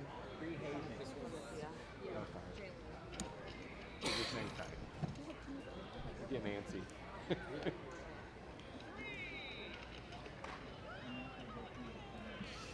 Scale is set to 55, which would only make sense since it's the only person left to weigh in.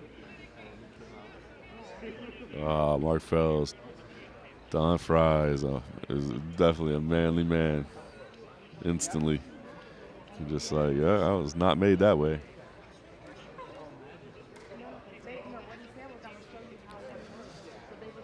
He sat in on a Tough Enough broadcast, the last event in March. I was upset because I didn't get to talk with him. So we rotated through. We had him, and then we had Claudia Gadelia as well. And so I gave up my seat for Don Fry. And then I came back, and Jason Mahoney got up and allowed Claudia Gadelia to get in. It was funny because Claudia sat in for the main event. It was like a 30-second main event. So it was like we were just settling in to talk to her. And, hey, Claudia, glad to have you here. Boom, fight's over. All right, well, thanks. Have a nice day. But, yeah, Fry sat in, and I think he'd had a couple cocktails earlier in the evening and was enjoying himself. I was bummed I didn't get to call that portion of things. I was joking afterwards. He said, partner, I want your chair. And I just got up and got out of the way.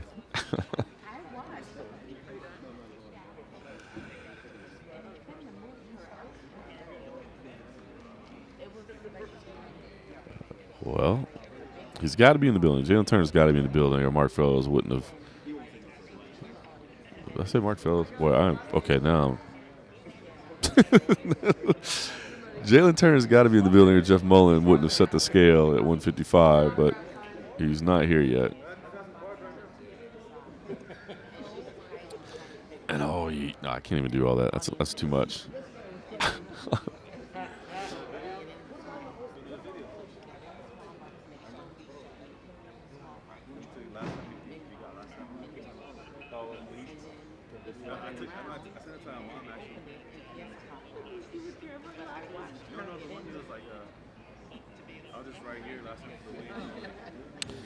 Yeah, Zach, at this point, it doesn't look like it's going to be an issue here, but just so everybody knows, technically, if you are checked in with the commission at the 2-hour limit, you can still weigh in. So I think we've seen it once or twice, only by like a minute or two over the years.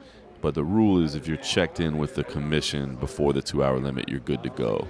Because you do have to check in, and they have to medically evaluate you briefly. And then they'll do like a further evaluation later if you need to cut or whatever. But as long as you're checked in with the commission, you technically can come out after the 2 hours is over to the scale. But I don't think that's going to be an issue. Mark Fellas rehydrated last night.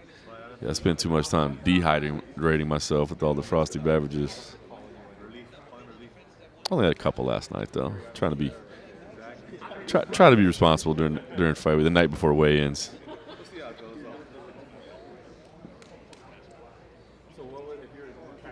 Oh, I haven't talked to Tank in a long time. I know he was having, if I remember right, he was having some health issues, and that kind of led him to finding God and settling down a little bit. I know he was still Tank for a long time. Still that wild, boisterous personality, but I have not talked to him in a long time. That's a legend of the sport too, man. What a terror he was back in the day. One of the crazy early personalities of the UFC. Yeah, Zach, that sounds good, man. I think I get in early. Yeah, I'm taking a red eye Wednesday night. Get in early Thursday morning. Settle in. I don't know if we're doing ceremonials. Probably not there. So I'll probably just have some meetings and stuff like that, but nothing crazy. But I'll definitely be around Thursday night at some point. Again, I try not to go too crazy on the night before an event. But also, I don't have a lot to do the day of, so I can kind of sleep in. But yeah, frosty beverage and tunica sounds all right.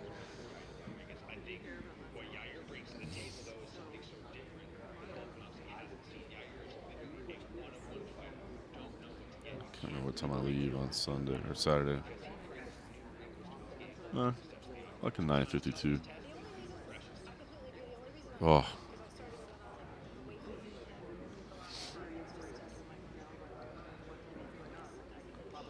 Nice. Yeah, I land in Memphis at 9:07. And then I'll have to drive down, so I imagine I'll probably be at Tunica around like 10. They normally have to like check in and see if there's any production meetings, see if my broadcast notes are complete, see what's going on with weigh-ins, that sort of thing, if I'm around. But yeah, Tank Abbott versus John Matua. What a crazy. Now, I think it's been well documented since that John Matua had no business being in there with him, which, that was the pre-athletic commission days of mixed martial arts. So, Matua had no business being in there with him, but still, the visual of that, because he was a big dude, and the visual of Tank Abbott knocking him out, and then the visual of Tank Abbott, mocking him as well as he was stiff on the ground. I mean, that's savage. Savage. And that's one of those early scenes that you're right, man. We all saw that, and it was just like, whoa. Not only is this dude a badass, but he does not give a F about, sportsmanship or professionalism.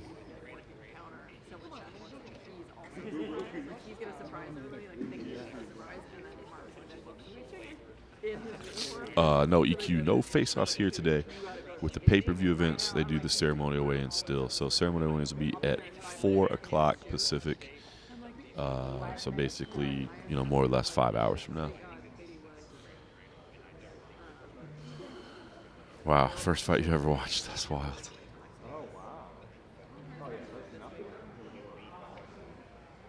Zach, let me see here. I think I can pull it up on my phone.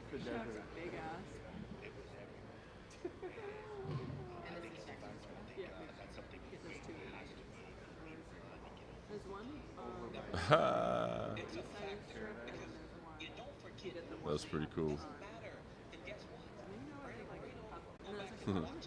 Neat. He'll dig that, I'm sure. Yeah, that's crazy. What a first fight to watch. What was that? 7? UFC 7? 6? I gotta look it up. I don't have those. Some people can just like rattle off like exactly what event it was. I can't. 6. Okay, I was right. 6. No, but Matua wasn't at 6. Oh no, Matua was at 6. That's right. Yeah. Crazy. Gosh, yeah. Now I got Tank Abbott's record in front of me. John Matua, Paul Varlins, lost to Olo Tektarov. Steve Jenham lost to Dan Severn. Sam Atkins. Scott Feroza, wow. Oh, how about the Steve Nelmark one? Oh. All right, our final athlete to weigh in this morning, competing live on the pay-per-view main card, the number 11 ranked UFC lightweight contender, Jalen Turner.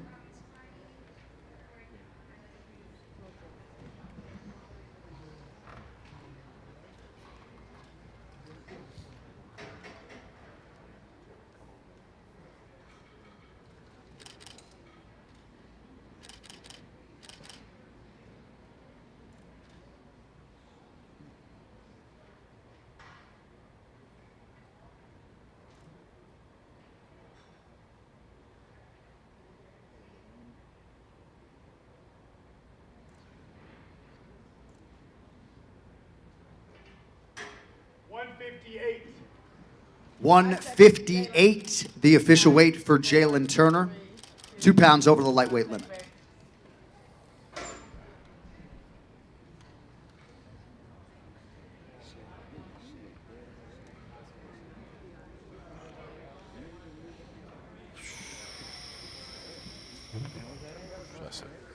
Well,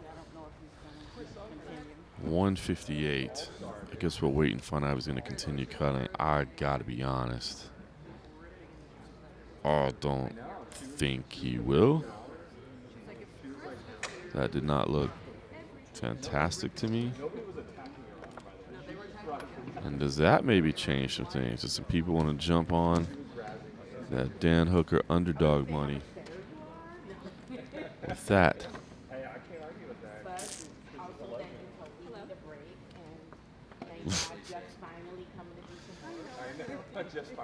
get some sleep, Mark, fellas. See you at the fights. Appreciate you joining. T-Bone.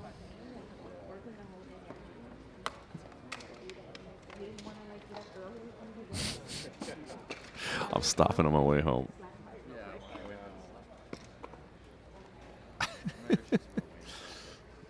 Boy, you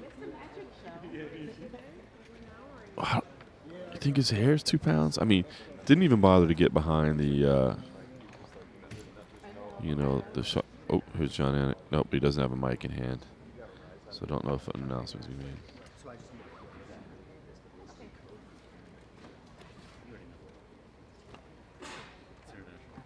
Yeah, Zach, I don't even think the braids are 2 pounds. you know, half pound. You know, if he was a pound over, maybe he'd shave and take off the draws. But I don't think he was getting two.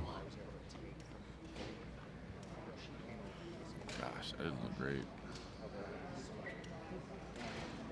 I have a picture that I took of the video that I can use, but is there, like, do you have any suggestions? Because basically I have a fighter card. It's still up for now. I was just waiting to see if they make an announcement. So, Yeah, if he gets an extra hour or not. I'm kind of guessing he doesn't. Yeah, I would think they wouldn't make him Got it. try to get naked. If they were going to give him extra time, yeah, I kind of assume it's over. yeah. I just felt like it'd be a nice centerpiece, and she asked me for these fighter cards, and I thought I could just create this little moment. Just wanted to mention it to you, but no rush on it. Well, no, I'm gonna do it now. Okay. I know, that's me. Yeah, that's a shame. I'm going to assume he's not going to continue to cut. I can't imagine. So, an unfortunate end to the weigh-ins to start out really, really strong. Well, I don't know, man. The hair in the shorts, 2 pounds, West Coast. I don't know. We've seen a couple haircuts here and there that worked. I don't know. All right, listen, guys.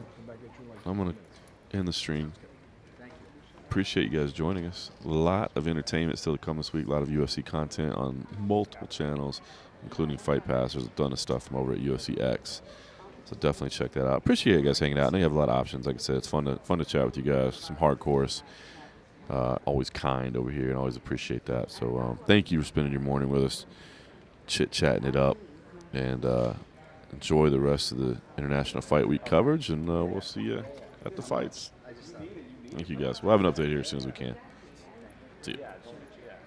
I'm going to go see if Jalen. He's got to see the doctors first, but I got a slap fight in 10 minutes.